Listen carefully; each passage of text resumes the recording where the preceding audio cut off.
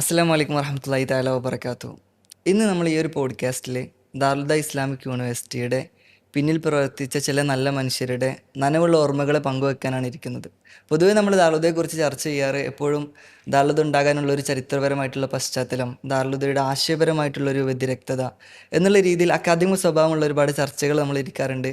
പക്ഷേ ഇന്ന് ഈ ഒരു ചർച്ചകളിൽ നിന്നൊക്കെ വ്യത്യസ്തമായിട്ട് ദാറുൽ മൂവ്മെൻറ്റിന് പിന്നിൽ പ്രവർത്തിച്ച ഒരുപാട് മനുഷ്യരുടെ അനുഭവങ്ങൾ, അവരുടെ ഓർമ്മകൾ എന്നുള്ളതിനെ ജനങ്ങളിലേക്ക് എത്തിക്കുക എന്നുള്ളൊരു ലക്ഷ്യത്തിലുള്ള ഒരു ചർച്ചയാണ്.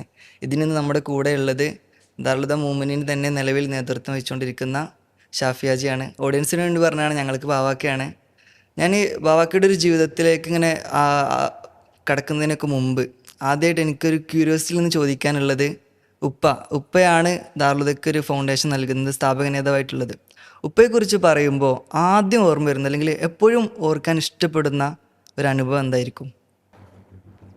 ദാറുൽഹുദ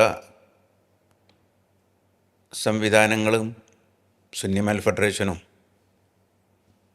അതുപോലെ തന്നെ ഞങ്ങളുടെ മഹല്ല് ജമാഅത്തും ഇതൊക്കെ രൂപപ്പെടുത്തിക്കൊണ്ടുവരുന്നതിന് മുമ്പേ ഞങ്ങളുടെ ഓർമ്മയിലും എൻ്റെ മറവില്ലാത്ത സ്മരണകളിലുമുള്ളത് എന്നെ സ്നേഹത്തോടുകൂടി വാത്സല്യത്തോടുകൂടി ഒരു രക്ഷിതാവിൻ്റെ ശരിയായ അർത്ഥത്തിലും അതിൻ്റെ വ്യാഖ്യാനങ്ങളിലും ഒതുങ്ങി നിന്നുകൊണ്ട് എന്നെ വളർത്തിക്കൊണ്ടുവന്ന ഒരു പിതാവിനെയാണ്.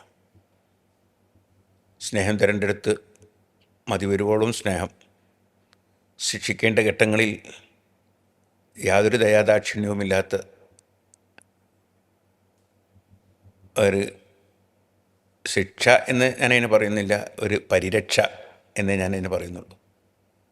അതുപോലെ തന്നെ എല്ലാം കൃത്യമായി അളവിന് അനുസരിച്ച് തന്ന് ഞങ്ങൾ വളർത്തിയ ഒരു പിതാവിനെ പ്രത്യേകിച്ച് എവിടെ എങ്ങനെ എന്നുള്ളത് ചോദിച്ചിട്ടുണ്ടെങ്കിൽ അതിനുത്തരമില്ല എന്നുള്ളതാണ്. ചെറുപ്പം മുതൽ തന്നെ, വളരെ ചെറുപ്പം മുതൽക്ക് തന്നെ ഇപ്പോഴും ഓർക്കാൻ ശ്രമിക്കുന്നത്, അന്ന് ഇതുപോലെ ഈ കടകളിൽ മിഠായികളോ അതല്ലെങ്കിൽ മറ്റേ ഇതുകളൊന്നും ഇല്ലാത്തൊരു കാലം, കടകൾ തന്നെ പരിമിതമായി ഉണ്ടായിരുന്ന ഒരു കാലത്ത് എല്ലാ ദിവസവും വരുമ്പം കയ്യിൽ ഞങ്ങൾക്ക് വേണ്ടി കരുതി വെക്കുന്ന എണ്ണിത്തിട്ടപ്പെടുത്തിയ മിഠായികൾ, ഇന്നത്തെ മാതിരി കിലോ കണക്കിന് വാങ്ങിയിട്ട് ഇഷ്ടം പോലെ കൊടുക്കുന്നതല്ല. ഒരാൾക്ക് എത്ര തരണം, അത് ഒന്ന് അല്ലെങ്കിൽ മാക്സിമം പോയ 2, അധികവും 1, ഇങ്ങനെ അതിനുവേണ്ടി കാത്തിരിക്കുന്ന രാത്രിയിലാണല്ലോ. അപ്പോൾ അധികവും ഞങ്ങൾ കൂടുതൽ അടുപ്പം ഉണ്ടാവുക.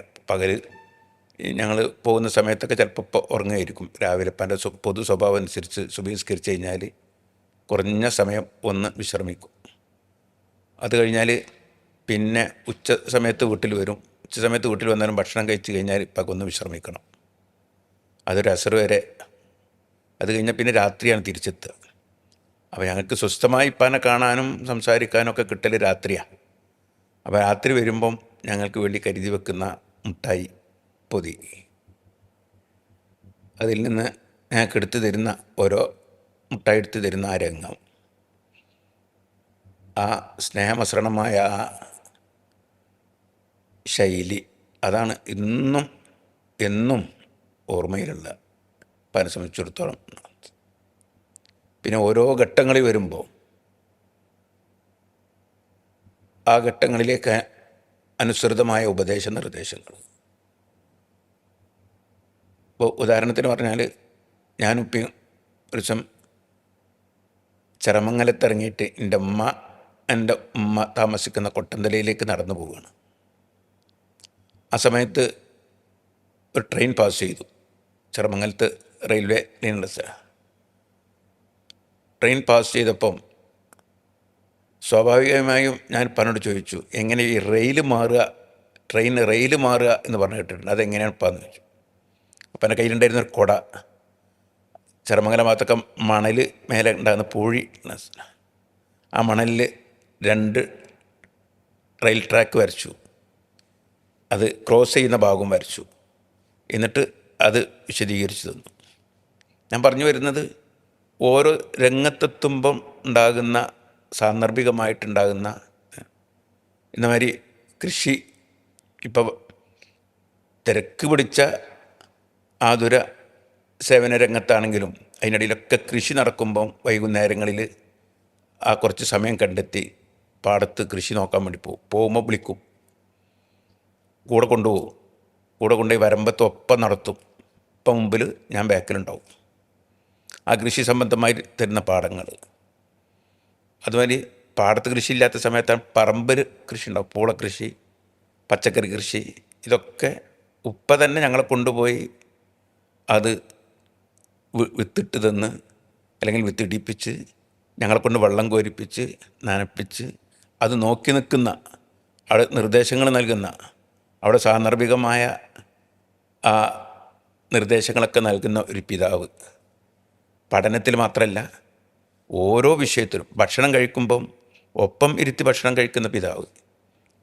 ഏത് തിരക്കിനിടയിലാണെങ്കിലും രാത്രി ഇപ്പാൻ്റെ കൂടെ ഭക്ഷണം കഴിക്കും.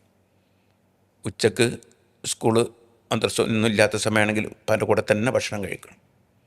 അത് ഏറെക്കുറെ ഇപ്പാക്ക് അസുഖമായി ഇപ്പോൾ ഒറ്റക്ക് അല്ലെങ്കിൽ ദാറുലതയുടെയൊക്കെ തിരക്കിൽ കൃത്യമായി വീട്ടിൽ വരാൻ കഴിയാത്ത സമയം വരെ ഞങ്ങൾ ഒന്നിച്ചിരുന്ന് ഭക്ഷണം കഴിക്കുക, ആ ഭക്ഷണം കഴിക്കുമ്പോൾ കാര്യങ്ങളൊക്കെ സംസാരിക്കുക എന്ന ഒരു നിലപാടായിരുന്നു ഇപ്പാക്കുണ്ടായിരുന്നത്. അതുകൊണ്ട് തന്നെ എവിടെ എന്ത് എങ്ങനെ എന്നൊന്നും പറയാൻ കഴിയില്ല. ഏതു സമയവും മതിവരോളം സ്നേഹം പകർന്നു തന്ന, വേണ്ടത്ര ഉപദേശ നിർദ്ദേശങ്ങൾ നൽകി അങ്ങനെ ഞങ്ങളെ വളർത്തിക്കൊണ്ടുവന്ന ഒരു പിതാവിനെയാണ് എൻ്റെ ഓർമ്മയിൽ വളരെ ഒരിക്കലും മറക്കാൻ കഴിയാത്ത ആ ഒരു എന്നുമുള്ള അവസ്ഥ.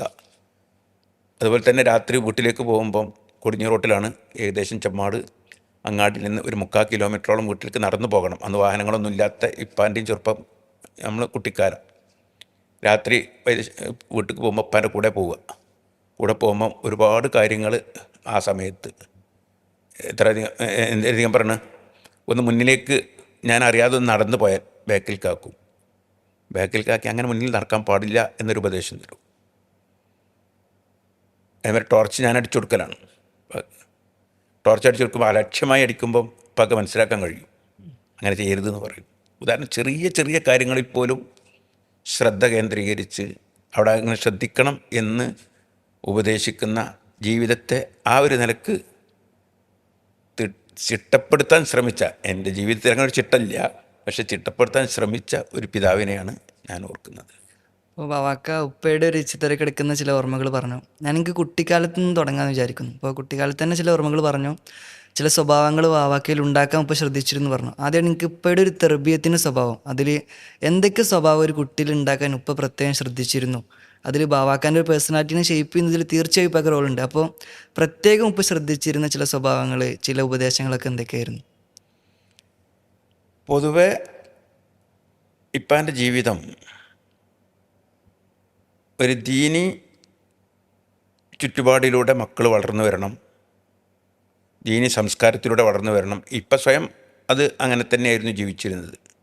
അപ്പോൾ ഇപ്പം എങ്ങനെയാണോ ജീവിക്കുന്നത് അതുപോലെ തന്നെ മക്കൾ വളർന്നു വരണം എന്ന അദമ്യമായ ആഗ്രഹം. ഇപ്പോൾ ഉദാഹരണത്തിന്, തുണി നെരിയാണിക്ക് മേലെ കയറ്റിയെടുക്കണം, അഥവാ എപ്പോഴെങ്കിലും ഒന്ന് താഴ്ന്നു പോയാൽ അവിടെ ഇപ്പാൻ്റെ ശബ്ദം. വീട്ടിലെത്തി നമ്മൾ ഷർട്ടൊക്കെ കഴിച്ചിട്ട് തുണി പൂക്കളിന് താഴേക്ക് വന്നാൽ ചിലപ്പം നിലയ്ക്ക് ഉപദേശിക്കും. വീണ്ടും അശ്രദ്ധയാണെങ്കിൽ, ഞാൻ ഇന്നും ഓർക്കുന്നുണ്ട്, ഇപ്പോൾ വീട്ടിൽ ആ ഈസി ചെയർ എന്ന് പറഞ്ഞു ചാരു കസാരയിലിരുന്ന് ഇങ്ങനെ ആ ഉച്ചയ്ക്ക് ശേഷമുള്ള മയക്കത്തിന് വേണ്ടിയുള്ള ശ്രമം. അപ്പോൾ എൻ്റെ പൊതു സ്വഭാവത്തിന് സിഗരറ്റ് വലിക്കുക എന്നുള്ളത്. ആ സിഗരറ്റ് വലിച്ചുകൊണ്ടിരിക്കുന്ന സമയത്താണ് ഞാനിങ്ങനെ അലക്ഷ്യമായിട്ട് തുണി പൂക്കളിന് താഴെ ഇട്ടുകൊണ്ട് ഇങ്ങനെ ചെല്ലണത്. ഇപ്പം കൃത്യമായി ആ സിഗരറ്റ് വലിച്ചത് ഏകദേശം കുറ്റിയായിരിക്കുന്നു. ആ കുറ്റി ഒറ്റ പാസ് ചെയ്യല, അത് നേരെ വന്ന് വീണ് എൻ്റെ പൂക്കളിലാണ്. എൻ്റെ ജീവിതകാലം പിന്നെ എനിക്ക് പൂക്കളിന് താഴെ തുണി എടുക്കാൻ കഴിയില്ല. ഒരു ഉദാഹരണം, അത്രയും ഒരു തുമ്മി ഒക്കെ വെറുതെ ഇരുന്ന് നമ്മൾ അപ്പം പറയും അൽഹംദുലില്ലാ ചെല്ലുക. വേറെ ആരെങ്കിലും തുമ്പി അൽഹംദുലില്ലാ ചെല്ലുക, എന്താ റഹ്മക്കല്ലാ ചെല്ലാത്തതെന്ന് ചോദിക്കും. ഇർഹമക്കല്ല ചെയ്ത് ചൊല്ലിയിട്ട് പിന്നെന്താ എഹ്ദിക്കുമുള്ള വയസ്സുലോ ബാലക്കും എന്ന് ചൊല്ലിയിട്ടില്ലെങ്കിൽ അവിടെ ഇടപെടും. അപ്പോൾ ജീവിതത്തിൽ അള്ളാഹിൻ്റെ റസൂലിൻ്റെ സുന്നത്തനുസരിച്ച് പരമാവധി ജീവിക്കാൻ പാകപ്പെടുത്തിയെടുക്കുക എന്നത്, ഉദാഹരണത്തിനാണ് ഞാൻ ഈ കാര്യങ്ങളൊക്കെ പറഞ്ഞത്. ഈ ചെറുപ്പത്തിൽ വളരെ ചെറിയ പ്രായത്തിൽ അതൊന്നും ശ്രദ്ധിക്കാതെ പോകുന്ന ചില, അതുപോലെ തന്നെ വേഷവിധാനങ്ങളുടെ കാര്യത്തിൽ ചെറുപ്പത്തിലൊക്കെ ഞങ്ങളെ സംബന്ധിച്ചിടത്തോളം പറയുകയാണെങ്കിൽ, ഇപ്പം ഞങ്ങളെ പരിസര പ്രദേശങ്ങളിൽ അന്ന് സാമ്പത്തിക ശേഷിയുള്ള, ഇന്നൊരുപാട് ആളുകൾ ഫുള്ളായിട്ട് സാമ്പത്തിക ശേഷിയുള്ള ആളുകളാണ്, ഇന്ന് നമ്മൾ സാമ്പത്തിക ശേഷി കുറഞ്ഞ ആളുകളാണ്. അന്ന് ഏറ്റവും അധികം സാമ്പത്തിക ശേഷി കാരണം ഒരു 100-100 വരുന്ന രോഗികൾ മരുന്ന് വാങ്ങി കൊണ്ടുപോകുമ്പോൾ തന്നെ ഉണ്ടാകുന്ന വരുമാനം അറിയാമല്ലോ. അപ്പോൾ സാമ്പത്തിക ശേഷി നല്ലോണ്ട്.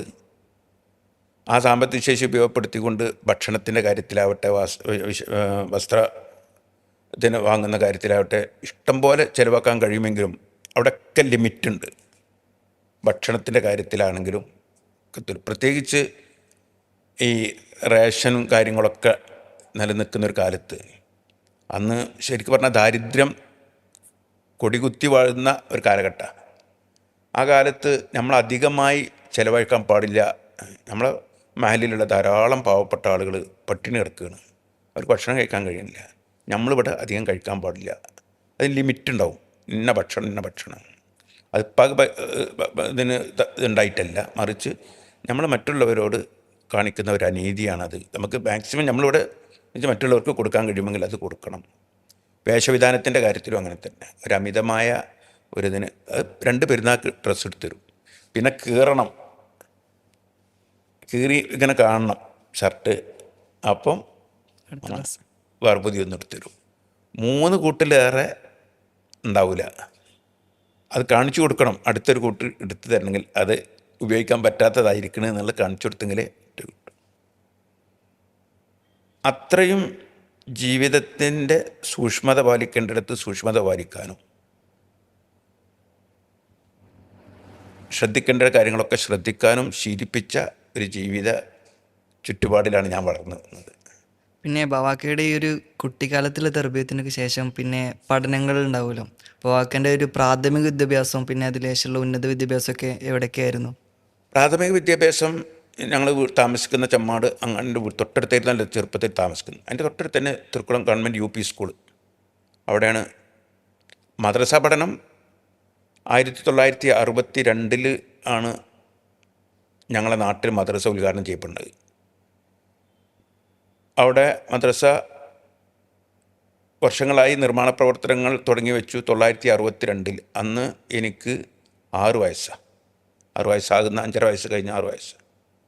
ആ സമയത്താണ് മദ്രസയുടെ ഉദ്ഘാടനം. മഹാനായ സെയ്ദ് ഖായിദുൽ ഖൗം സെയ്ദ് അബ്ദുറഹ്മാൻ ബാഫക്കി തങ്ങളായിരുന്നു ഞങ്ങളുടെ മദ്രസ ഉദ്ഘാടനം.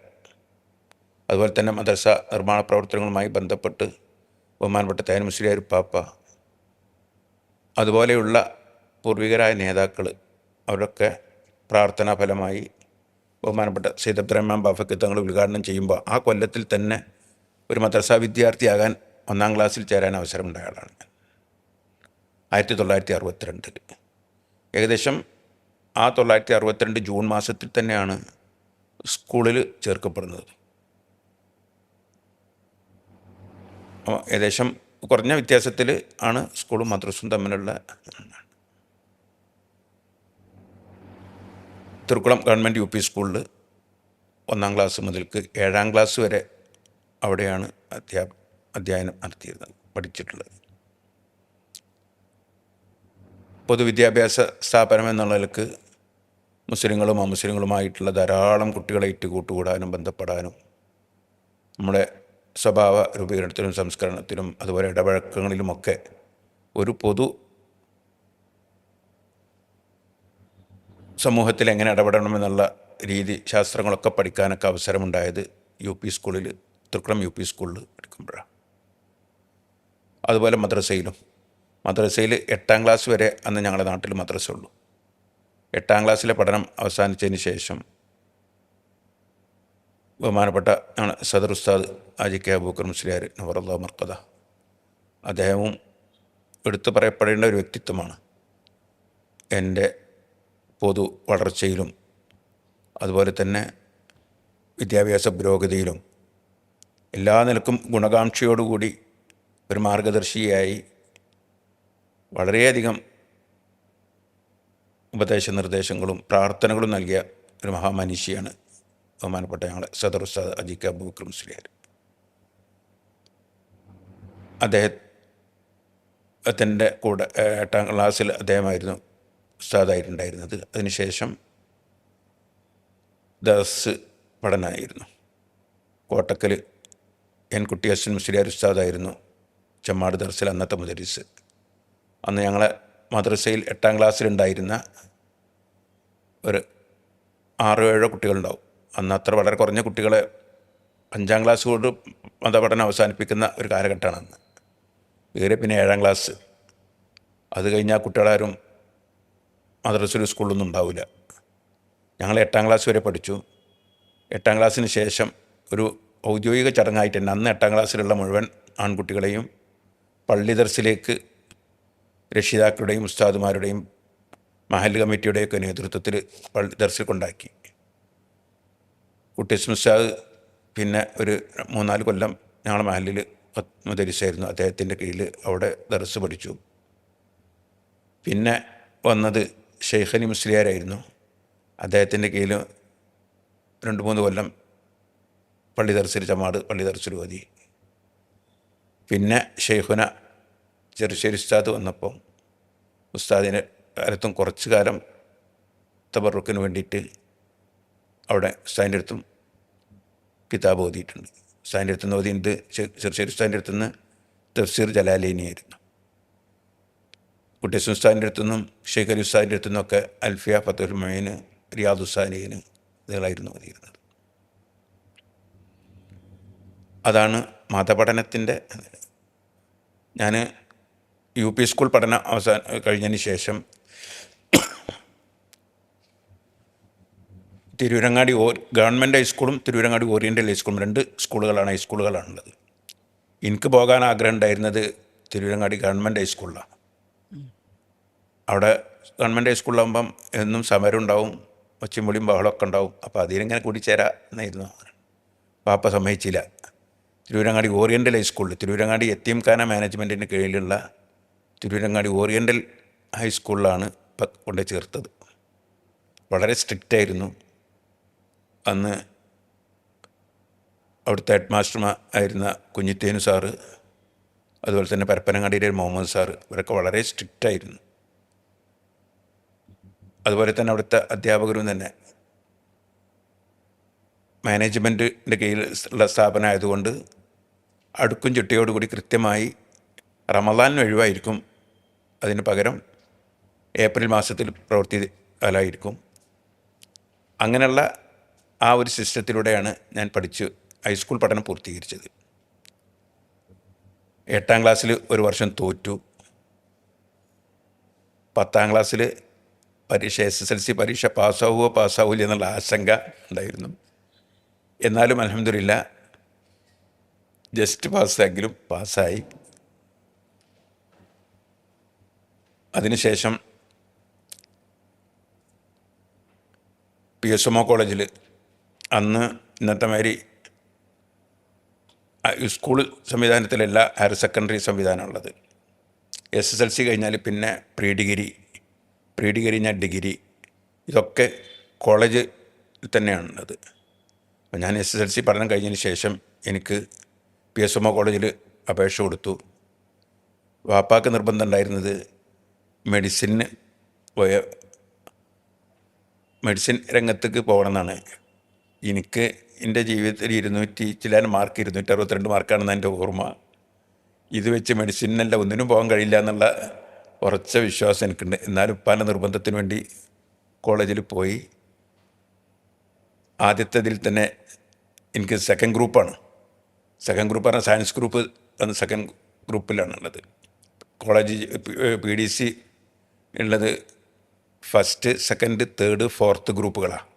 ഇന്ന് science group, arts group, humanities, commerce എന്നൊക്കെ പറയണ മാതിരി. അന്ന് ഫസ്റ്റ് ഗ്രൂപ്പ് മാത്സ് ഓറിയൻറ്റഡ് ആയിട്ടുള്ള മാത്സും ഫിസിക്സും കെമിസ്ട്രിയും മാത്സും. സെക്കൻഡ് ഗ്രൂപ്പിൽ ഫിസിക്സ്, കെമിസ്ട്രി, ബയോളജി, പിന്നെ മറ്റു വിഷയങ്ങളും. തേർഡ് ഗ്രൂപ്പ് ഹിസ്റ്ററി ആയിരിക്കും. ഫോർത്ത് ഗ്രൂപ്പാണ് കൊമേഴ്സ്. അപ്പോൾ എനിക്ക് സെക്കൻഡ് ഗ്രൂപ്പിലാണ് എന്നെ ചേർത്തത്. മാനേജ്മെൻറ്റ് കോട്ടയിലാണ് എനിക്ക് അഡ്മിഷൻ കിട്ടിയത്.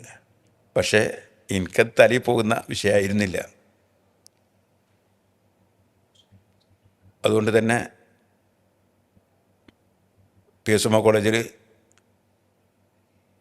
സെക്കൻഡ് PDC ഫൈനൽ പരീക്ഷയിൽ തോറ്റു. രണ്ടാമത് പരീക്ഷ എഴുതാൻ പറഞ്ഞു. പരീക്ഷയ്ക്ക് പോലും പോവാതെ ഞാൻ മാറി നിന്നു.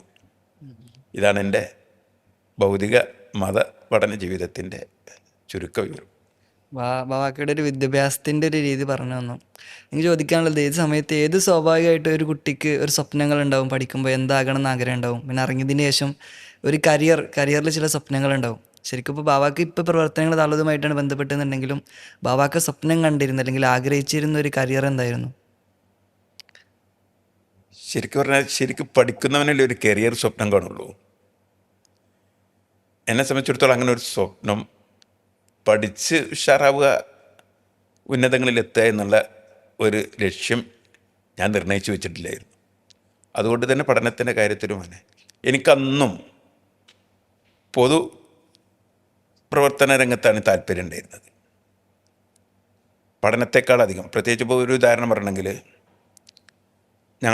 ഞാൻ PSMO കോളേജിൽ പഠിക്കുന്ന സമയത്താണ് KASEC 76 എന്നിട്ട് ആർട്സ് ആൻഡ് സ്പോർട്സ് സയൻസ് ഫെയറും ഒരു ഫെസ്റ്റിവലും നടക്കുന്നത്. KASEC 76 എന്ന college arts sports and science exhibition. എൻ്റെ ചുരുക്കമാണ് KASEC 76, 76. അപ്പോൾ അതിൻ്റെ സംഘാടനം, അതിലൊക്കെ എനിക്ക് താല്പര്യമുണ്ട്. പഠനത്തിലൊരു താല്പര്യം ഉണ്ടായിരുന്നില്ല എന്നർത്ഥം. അന്ന് മുതൽക്ക് തന്നെ പൊതുപ്രവർത്തന രംഗത്ത് ഞാൻ 76 PSMO കോളേജിൽ പഠിക്കുന്ന സമയത്ത് 74 SSLC കഴിഞ്ഞു. ആയിരിക്കുന്ന സമയത്ത് 74, 75, 76 ആ കാലത്ത് PSMO കോളേജിൽ പഠിക്കുന്ന സമയത്ത് തന്നെ ഞങ്ങളുടെ നാട്ടിലെ സുന്നി യുവജന സംഘത്തിൽ മെമ്പറാണ്. ആദ്യമായി ഞാൻ പ്രവർത്തിക്കുന്ന സംഘടന സുന്നി യുവജന സംഘം SYS. അന്ന് ഞാൻ നേരത്തെ പറഞ്ഞ ഞങ്ങളുടെ നാട്ടിലെ സദർ ഉസ്താദായിരുന്നു അതിൻ്റെ പ്രസിഡൻറ്റ്. ഒരു ഇബ്രാഹിം കുട്ടി മുസ്ലിയാർ ഒരു സെക്രട്ടറി, അങ്ങനെയൊക്കെ. അപ്പോൾ ആ കൂട്ടത്തിൽ അത് ഇപ്പാൻ്റെ കൂടി താല്പര്യമായിരുന്നു. കാരണം കോളേജ് പഠിക്കുകയാണ്, SSLC കഴിഞ്ഞു. കോളേജിൽ പഠിക്കുമ്പം എങ്ങോട്ടും വഴി തെറ്റി സഞ്ചരിക്കാനുള്ള സാധ്യതകളുണ്ട്. അപ്പോൾ അതിന് ഞാനിടണമെങ്കിൽ സംഘടന രംഗത്ത് നല്ല ആളുകളുമായി ബന്ധപ്പെടൽ ആവശ്യമാണ് എന്ന ഇതിൻ്റെ അടിസ്ഥാനത്തിലായിരിക്കണം ഇപ്പം കൂടി താല്പര്യം എടുത്തിട്ടാണ് എന്നെ SYSൽ ചേർക്കുന്നത്. അപ്പോൾ അതിൽ ഉണ്ടാകുമ്പോഴും തന്നെ ക്യാഷ് പിരിച്ചിട്ട് ഞങ്ങളെ പള്ളിയിൽ സ്പീക്കർ സെറ്റ് സംഘടിപ്പിക്കുക, നോമ്പ് തുറ. അന്നൊന്നും സാർവത്രികമല്ലാത്ത ഒന്നാണ് പള്ളിയിലെ നോമ്പ് തുറകൾ. അത് നോമ്പ് തുറ സംഘടിപ്പിക്കുക, അതുമാതിരി മതപ്രഭാഷണ പരിപാടികൾ സംഘടിപ്പിക്കുക. ഇതിൽ അന്നേ ഞാൻ തൽപരനാണ്. അപ്പോൾ അതുകൊണ്ട് തന്നെ പൊതുരംഗത്ത് പ്രവർത്തിക്കാനാണ് കൂടുതൽ, പഠനത്തെക്കാളധികം പൊതുരംഗത്ത് പ്രവർത്തിക്കുന്ന ഒരു താല്പര്യമായിരുന്നു ഇതിനെ സംബന്ധിച്ചിടത്തോളം ഉണ്ടായിരുന്നത്. അങ്ങനെ PSMO കോളേജിൽ 76 പഠിക്കുന്ന സമയത്താണ് 73, 74 SSFൻ്റെ രൂപീകരണം. അന്ന് 76 അന്ന് 76 SSF ഒക്കെ കോളേജുകളിലും അതുമാതിരി യൂണിറ്റുകളൊക്കെ സാർവത്രികമായി വരുന്നത്. 976 ചെമ്മാട് യൂണിറ്റ് SSF രൂപീകരണം, അതുപോലെ തന്നെ PSMO കോളേജ് യൂണിറ്റ് രൂപീകരണം, ഈ വക വിഷയങ്ങളിലൊക്കെയായിരുന്നു കൂടുതൽ താല്പര്യം. അപ്പോൾ അന്ന് തന്നെ പഠനത്തെക്കാളധികം ഈ സാമൂഹിക സംഘടന പൊതുപ്രവർത്തന രംഗത്ത് എന്തോ അതിൽ കൂടുതൽ താല്പര്യം. അതുകൊണ്ട് തന്നെ പഠനത്തിൽ അത്ര മുന്നോട്ട് പോകാൻ കഴിഞ്ഞില്ല എന്നർത്ഥം. പിന്നെ ബാവാക്കൻ്റെ ഒരു യുവത്വ സമയത്ത് തന്നെയാണ് ഉപ്പ ദാറുൽഹുദയുടെ പ്രവർത്തനങ്ങളായിട്ട് മുന്നിട്ട് വരുന്നത്. ഞങ്ങൾക്ക് തോന്നുന്നു ഏകദേശം 1980കളിൽ ദാറുൽഹുദ എന്നുള്ളൊരു ആശയം വരുന്നുണ്ട്. 83 തറക്കല്ലിടുന്നുണ്ടെങ്കിലും എന്താണ് ശരിക്കും ഉപ്പനെ ദാറുൽഹുദ എന്ന് പറയുന്ന ഒരു ആശയത്തിലേക്ക് എത്തിക്കുന്നത്? അതിൻ്റെ ഒരു പശ്ചാത്തലം എന്താണെന്ന് അറിയണം. പിന്നെ 83 വരെ ഈ പ്രവർത്തനത്തിൻ്റെ ഒരു ശിലാസ്ഥാപനം തുടങ്ങുന്നത് വരെ ഇതിൻ്റെ പിന്നിൽ പ്രവർത്തിച്ച് അതിൻ്റെ ചർച്ചകൾ എങ്ങനെയാണ് പുരോഗമിക്കുന്നത്, അവരെവിടെയാണ് കൂടിയിരുന്നത്, അതിന് പിന്നിലുണ്ടായിരുന്ന ആളുകളായൊക്കെ ആയിരുന്നു? ദാറുൽഹുദയെ കുറിച്ച് പറയുന്നതിന് മുമ്പ് ദാറുൽഹുദ ഉണ്ടാകാൻ നിമിത്തമായ സുന്നി മഹല്ല് ഫെഡറേഷനെ കുറിച്ച് പറയേണ്ടി വരും. ഇപ്പൻ്റെ പൊതുസംഘടനാ രംഗത്തുള്ള പ്രവർത്തനം സുന്നി മഹല്ല് ഫെഡറേഷനാണ്. വാസ്തവത്തിൽ അതിൻ്റെയും മുമ്പേ ഇപ്പം കോട്ടക്കൽ ആയുർവേദ കോളേജിൽ പഠിക്കുന്ന സമയത്ത് നാട്ടിൽ ഇവിടെ മുസ്ലിം യുവജന സംഘം എന്ന് പറഞ്ഞൊരു സംഘടന ഉണ്ട് ചമ്മാട് മഹലിൽ. അത് രൂപീകരിച്ചത് വാപ്പാൻ്റെ സ്നേഹിതന്മാരായിരുന്ന എം.എൻ. അബ്ദുൽ ഖാദർ ഹാജി, ഇങ്ങനെ തുടങ്ങിയ കുറേ ആളുകളാണ്. അവരത് രൂപീകരിക്കാൻ പ്രധാന കാരണം സാംസ്കാരിക പ്രവർത്തനങ്ങൾ, റിലീഫ് പ്രവർത്തനങ്ങളൊക്കെ ഉദ്ദേശിച്ചുകൊണ്ട് തന്നെയാണ് നാട്ടിലെ. അപ്പോൾ ആ രംഗത്ത് ഉള്ള പ്രവർത്തനമാണ് പിന്നീട് ഞങ്ങളുടെ മഹല്ല് ജമാഅത്ത് ഖിദ്മത്ത് ഇസ്ലാമിലേക്ക് വരുന്നത്. ജമാഅത്ത് ഖിദ്മത്ത് ഇസ്ലാം എന്നുള്ള സംഘടന പള്ളി നിർമ്മാണം, പള്ളി ജുമാ സ്ഥാപിക്കൽ, മദ്രസ സ്ഥാപിക്കൽ, അതിൻ്റെ ഭരണം എന്നിത്യാദി കാര്യങ്ങൾ ശ്രദ്ധിച്ചുകൊണ്ട് മുന്നോട്ട് പോകുമ്പോഴാണ് ശരിക്കും പറഞ്ഞിട്ടുണ്ടെങ്കിൽ ഈ പള്ളി മദ്രസ തുടങ്ങിയ കാര്യങ്ങളൊക്കെ അത് കാര്യക്ഷമമായി നടക്കണം. അതിൻ്റെ നടത്തിപ്പ്, അതോടൊപ്പം പള്ളിയും മദ്രസയും പ്രതിനിധാനം ചെയ്യുന്ന ഒരു ആശയത്തിൻ്റെ ശരിയായ സ്ഥിരീകരണം ഉണ്ടാവുക, അത് പ്രവർത്തനത്തിലൂടെയുള്ള സ്ഥിരീകരണം, എന്തിനാണോ സ്ഥാപിക്കപ്പെട്ടിട്ടുള്ളത് അതിൻ്റെ ലക്ഷ്യം കൈവരിക്കപ്പെടണം. ഇത്തരം കാര്യങ്ങളിലൊക്കെ ഇപ്പാക്ക് വളരെ വളരെ നിർബന്ധമായിരുന്നു. അതിനിടയിലാണ് 1976 ബഹുമാനപ്പെട്ട സമസ്ത കേരള ജമിയത്തുൽ ഉലമ തിരൂർ താലൂക്ക് കമ്മിറ്റി, തിരൂർ താലൂക്കാണ് തിരൂരങ്ങാടി, ചമ്മാടൊക്കെ ഉണ്ടായിരുന്നത് തിരൂർ താലൂക്കിൻ്റെ ഭാഗം. ഇപ്പം തിരൂരങ്ങാടി താലൂക്കിന് ആണ് വേറെ സെപ്പറേറ്റ് ആയിട്ട് വേണ്ടത്.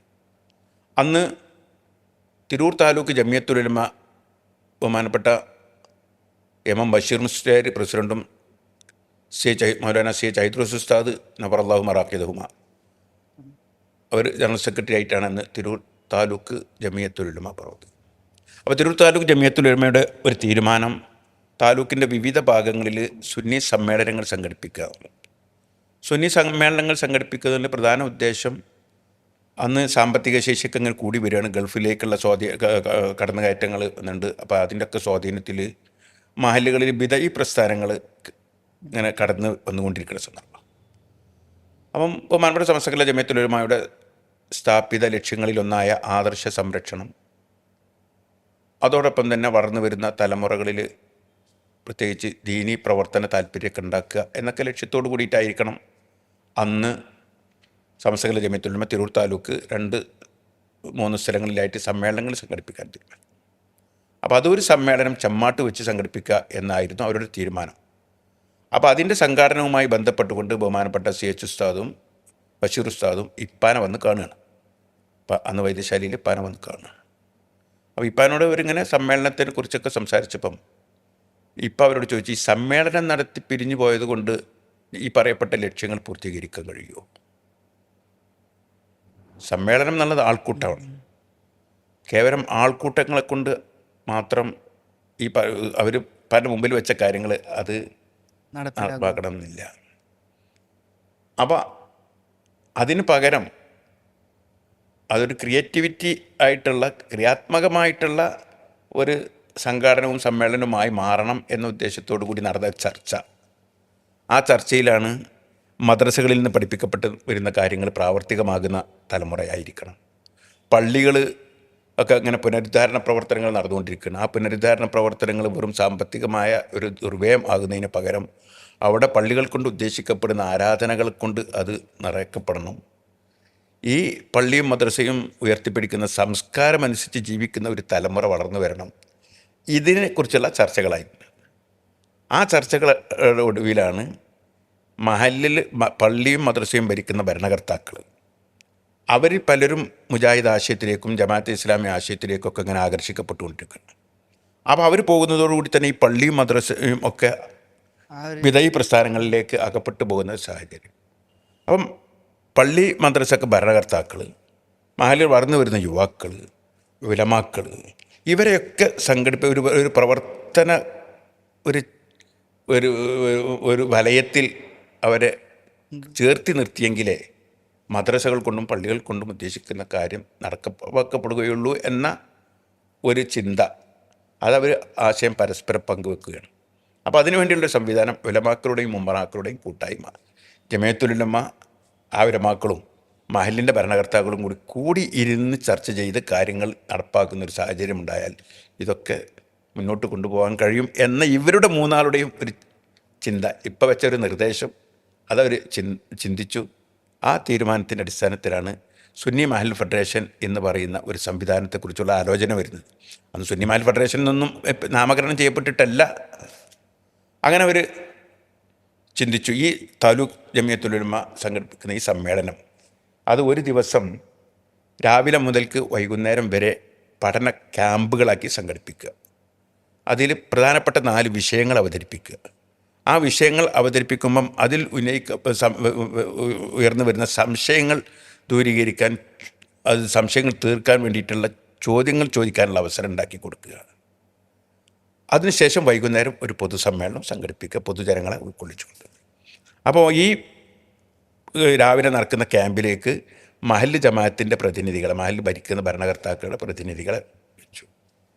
ആ പള്ളിയിലെ മദ്രസയിലെ സദർ ഉസ്താദുമാർ, പ്രധാനപ്പെട്ട ഉസ്താദുമാർ, അതുപോലെ തന്നെ മുദരിസുമാർ, ഖത്തീബുമാർ, ഇവരൊക്കെ അതും ഇവരാണ് ഈ ക്യാമ്പ് പങ്കെടുക്കുന്നവരും ഇതിൻ്റെ സംഘാടകരും ഇതൊക്കെ ആയിട്ട്. ഞാൻ ഓർക്കുന്ന അന്ന് ഒരു വിഷയാവതാരകരുണ്ടായിരുന്നത് ബഹുമാനപ്പെട്ട മൗലാന എം ബഷീർ ഉസ്താദ് തന്നെയായിരുന്നു. ഒരു വിഷയാവതാരകനായിട്ടുണ്ടായിരുന്നത് വാണിയമ്പലം അബ്ദുറഹ്മാൻ മുസ്ലിയാറിന് അല്ലാഹു മർക്കത. ഒരു വിഷയാവതാരകൻ EK ഹസ്സൻ മുസ്ലിയാർ അല്ലാഹു മർക്കത.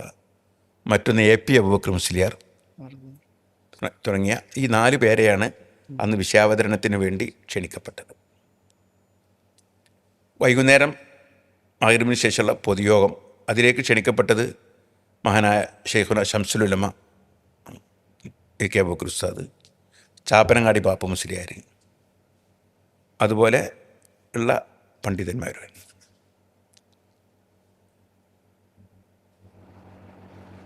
അങ്ങനെ ഇവരെ ചർച്ചകളിൽ ഇങ്ങനെ ഈ ഒരു കൂട്ടായ്മ രൂപീകരിക്കുമ്പം അത് സമസ്ത കേരള ജമിയത്തുൽ ഉലമക്ക് കീഴിൽ സുന്നി യുവജന സംഘമുണ്ട്. ആ സുന്നി യുവജന സംഘത്തിൻ്റെ പ്രവർത്തനത്തെ ബാധിക്കാൻ പാടില്ലല്ലോ. അവരും ലക്ഷ്യം ഒക്കെ ഇതാണെങ്കിൽ പോലും അങ്ങനെ ഒരു ഇതുണ്ടാവാൻ പാടില്ല. അപ്പോൾ അതിൻ്റെ അന്നത്തെ പ്രസിഡൻ്റായിരുന്നു ബഹുമാനപ്പെട്ട ചാപ്പരങ്ങാടി ബാപ്പു മുസ്ലിയാർ ഷെയ്ഖുന. അപ്പോൾ അദ്ദേഹവുമായി ഈ കാര്യങ്ങളൊന്നും മുഷാവറ ചെയ്യാൻ വേണ്ടിയിട്ട് ഇവരെല്ലാവരും കൂടി പോയി. ഇങ്ങനെ ഒരു കൂട്ടായ്മ രൂപീകരിക്കാൻ ഉദ്ദേശിക്കുന്നുണ്ട്. അന്ന് സമസ്ത കേരള ജമിയത്തുൽ ഉലമക്ക് കീഴിലല്ല, പക്ഷേ സമസ്തയുടെ പണ്ഡിതന്മാർ ആണ് ഇത് ചെയ്യുന്നതൊക്കെ. അപ്പം ഈ വിഷയങ്ങളൊക്കെ പറഞ്ഞത്, ഇതിൻ്റെ ലക്ഷ്യങ്ങളും കാര്യങ്ങളൊക്കെ അവരോട് പറഞ്ഞപ്പോൾ ഷെയ്ഖുന ചാപ്പരങ്ങാടി ഉസ്താദോട് പറഞ്ഞപ്പം ചാപ്പരങ്ങാടി ഉസ്താദ് പറഞ്ഞത്, നിങ്ങൾ ഈ ആദ്യം ഈ തിരൂർ താലൂക്കിൻ്റെ ഏതാനും ഭാഗത്ത് മാത്രം ഉണ്ടാക്കിയാൽ പോരാ, അത് മലപ്പുറം ജില്ല ഒന്നായിട്ടുണ്ടാക്കണം, കേരളത്തിലുണ്ടാക്കണം, പിന്നെ ഓൾ എന്നുള്ള പദം മൂപ്പർ പ്രയോഗിച്ചു. അപ്പോൾ സന്തോഷമായി. അപ്പോൾ ഈ 1976 ഏപ്രിൽ 26-നാണ് ഈ ക്യാമ്പും സമ്മേളനവും ചെമ്മാട് ഖിദ്മത്തുൽ ഇസ്ലാം മദ്രസയുടെ മുറ്റത്ത് വെച്ച് നടക്കുന്നത്. അവിടെ വെച്ച് ഈ ക്യാമ്പ് കഴിഞ്ഞതിന് ശേഷം, ക്യാമ്പിൽ ഒരു അനുഭവമായിരുന്നു. അന്ന് അങ്ങനെ ക്യാമ്പൊന്നും ഞങ്ങൾക്കാർക്കും കാണാൻ അവസരം ഉണ്ടായിട്ടില്ല. എന്നെ സംബന്ധിച്ചിടത്തോളം അന്ന് എൻ്റെ വയസ്സ് ഒരു 19 വയസ്സാണ് എൻ്റെ പ്രായം. ഞാൻ പറഞ്ഞു 74-ൻ്റെ ഒരു 18-ാമത്തെ വയസ്സിൽ SYS പ്രവർത്തിച്ചിട്ടുണ്ട്. SYS ഒക്കെ ഇങ്ങനെ ബാധെടുത്ത് എന്നല്ലാതെ അങ്ങനത്തെ ഒരു വ്യവസ്ഥാപിതമായൊരു ഈ താലൂക്ക് ജമിയത്തുൽ ഉലമയാണ് നടത്തുന്നതെങ്കിൽ പോലും അതിൻ്റെ സംഘാടനം ഈ ഉലമാക്കളും ഉമറാക്കളൊക്കെയാണ്. അപ്പോൾ നല്ലൊരു ക്യാമ്പ്, ഭക്ഷണം കൊടുത്തുകൊണ്ടുള്ള ക്യാമ്പ്, ചോദ്യം ചോദിക്കാനുള്ള അവസരം, ഒരു വിഷയം ഒരു 3/4 മണിക്കൂർ അവതരിപ്പിച്ചാൽ പിന്നെ ഏകദേശം 1 മണിക്കൂറോളം അതിന് സംശയങ്ങൾ ചോദിക്കാനുള്ള അവസരം, ഇങ്ങനെയൊക്കെയുള്ള ഒരു 4 ക്ലാസ്സുകൾ. ശരിക്കും പറഞ്ഞിട്ടുണ്ടെങ്കിൽ ആ ഒരു ക്ലാസ് ഞങ്ങളെ പരിസര പ്രദേശത്തുള്ള ഉമറാക്കളിലൊക്കെ ഈ സുന്നത്ത് ജമാഅത്തിനോടുള്ള ഒരു അഭിനിവേശവും അതിനോടുള്ള ആ ഒരു താല്പര്യവും ജനിപ്പിക്കാൻ ഏറ്റവും നിമിത്തമായൊരു ക്ലാസ്സായിരുന്നു. അൽഹംദുലില്ലാ അങ്ങനെ മഗ്‌രിബിന് ശേഷം ഈ പൊതുസമ്മേളനത്തിൽ വെച്ച് സുന്നിമാൽ ഫെഡറേഷനെ അന്ന് പ്രഖ്യാപിക്കുകയാണ്. അന്ന് തിരൂരങ്ങാടി പഞ്ചായത്ത്, പരപ്പനങ്ങാടി പഞ്ചായത്ത്, മൂന്നിയൂർ പഞ്ചായത്ത്, AR നഗർ പഞ്ചായത്ത്, നന്നമ്പ്ര പഞ്ചായത്ത്, തെന്നല പഞ്ചായത്ത്, വേങ്ങര പഞ്ചായത്ത്, ഇങ്ങനെ 7 പഞ്ചായത്തുകൾ ഉൾക്കൊള്ളുന്ന ആ ഭൂപ്രദേശത്തുള്ള പള്ളി, മദ്രസ ഭരണകർത്താക്കളെ ഉൾക്കൊള്ളിച്ചുകൊണ്ടാണ് ഈ പരിപാടി സംഘടിപ്പിച്ചിരുന്നത്. അവരിൽ നിന്ന് ആദ്യമായി സുന്നിമാൽ ഫെഡറേഷൻ്റെ ഈ പ്രദേശത്തെ ഉൾക്കൊള്ളുന്ന തിരൂരങ്ങാടി മേഖല എന്ന് നാമകരണം ചെയ്ത്, അന്ന് സമസ്ത കേരള സുന്നിമാൽ ഫെഡറേഷൻ എന്നൊന്നും പേരിട്ടിട്ടില്ല. അന്ന് പേരിട്ടിരിക്കുന്നത് സുന്നി മഹല്ല് ജമാഅത്ത് ഫെഡറേഷൻ എന്നാണ്. സുന്നി മഹല്ല് ജമാഅത്തുകളുടെ ഫെഡറേഷൻ എന്ന രൂപത്തിലാണ് സുന്നി മഹല്ല് ജമാഅത്ത് ഫെഡറേഷൻ എന്ന് നാമകരണം ചെയ്ത് ബഹുമാനപ്പെട്ട സമസ്ത കേരള ഇസ്ലാമത വിദ്യാഭ്യാസ ബോർഡിൻ്റെ ദീർഘകാലത്തെ പ്രസിഡൻ്റായിരുന്ന വെളിമുക്ക്, മൂന്നിയൂർ പഞ്ചായത്തിലെ വെളിമുക്കിലെ TKM ബാവ മുസ്ലിയാർ, അദ്ദേഹം പ്രസിഡൻറ്റും മൗലാന CH ഹൈദ്രോസ് മുസ്ലിയാർ ജനറൽ സെക്രട്ടറിയും എൻ്റെ വന്യപിതാവ് ഡോക്ടർ യു ബാപ്പുട്ടിയാജി ട്രഷററുമായിക്കൊണ്ടാണ് ആദ്യത്തെ സുന്നി മഹൽ ഫെഡറേഷൻ്റെ കമ്മിറ്റി രൂപീകരിക്കുന്നത്. അതിനുശേഷമാണ് പിന്നെ ദാറുൽഹുദയൊക്കെ വരുന്നത്. പിന്നെ 1977 ഏപ്രിൽ മാസത്തിൽ മലപ്പുറത്ത് വെച്ച് ചേർന്ന, ശരിക്കും പറഞ്ഞെങ്കിൽ ഈ സുന്നിമാൽ ഫെഡറേഷൻ്റെ പ്രഥമ ഘടകം രൂപീകരിക്കുന്നതോടുകൂടി തന്നെ ഒരു ജനകീയ സ്വഭാവം സമസ്ത കേരള ജമിയത്തുൽ കൈവരിക്കാൻ അവസരമുണ്ടായി. സാധാരണക്കാരായിട്ടുള്ള ഉമറാക്കൾ, നേതാക്കളും അവരും ആലിമീങ്ങളും ഒരുമിച്ച് നിന്ന് പ്രവർത്തിക്കുന്നു. അതിൻ്റെ ഗുണഫലം നമ്മുടെ മലപ്പുറം ജില്ലയിൽ നേരത്തെ മഹാനായ ഷെയ്ഖുന ചാപ്പരങ്ങാടി ഉസ്താദ് ദീർഘദർശനം ചെയ്തതുപോലെ തന്നെ അത് മലപ്പുറം ജില്ലയിലേക്ക് വ്യാപിക്കുകയാണ്. 1977 ഏപ്രിൽ മാസത്തിൽ നടന്ന മലപ്പുറം ജില്ലാ സുന്നി സമ്മേളനത്തിൽ വെച്ചാണ് സുന്നി മഹൽ ഫെഡറേഷൻ മലപ്പുറം ജില്ലാ കമ്മിറ്റി. ആ മലപ്പുറം ജില്ലാ കമ്മിറ്റിക്ക് കീഴിലാണ് ദാറുൽഹുദ എന്ന് പറയുന്ന സംവിധാനം 77 രൂപീകരണത്തിൻ്റെ ശേഷം 5-6 വർഷം കഴിഞ്ഞതിന് ശേഷം രൂപപ്പെട്ടു വരുന്നത്. അപ്പം ദാറുൽഹുദ എന്ന് പറയുന്ന ഒരാശയം രൂപപ്പെട്ടു വരാനുണ്ടായ പ്രത്യേക സാഹചര്യം കൂടി വിശദീകരിക്കേണ്ടതുണ്ട്. എന്താണ് അങ്ങനെ ഉണ്ടാകേണ്ട കാരണം? അത് പറയുമ്പോൾ കുറേ ദീർഘമായി പറയേണ്ടി വരും. നമുക്കറിയാം, പഴയ കാലങ്ങളിലൊക്കെ പരിശുദ്ധ ഹജ്ജ് കർമ്മത്തിന് പോകുമ്പോൾ ഇന്ന് കേരളത്തിൽ നിന്ന് 3-4 എംബാർക്കേഷൻ പോയിൻ്റുകളുണ്ട്. കൊച്ചിയിൽ നിന്ന് പോകാം, കണ്ണൂരിൽ നിന്ന് പോകാം, നമ്മളെ കോഴിക്കോടിൽ നിന്ന് പോകാം. ആ കാലത്തൊന്നും കോഴിക്കോട് എയർപോർട്ട് വന്നിട്ട് പോലും കോഴിക്കോട് നിന്ന് ഹജ്ജിന് പോകാൻ കഴിയുന്ന സാഹചര്യം ഉണ്ടായിരുന്നില്ല. പിന്നെയും കുറേ കഴിഞ്ഞതിന് ശേഷമാണ് കോഴിക്കോട് ഒരു ഹജ്ജ് എംബാർക്കേഷൻ പോയിൻ്റായി വരുന്നത്.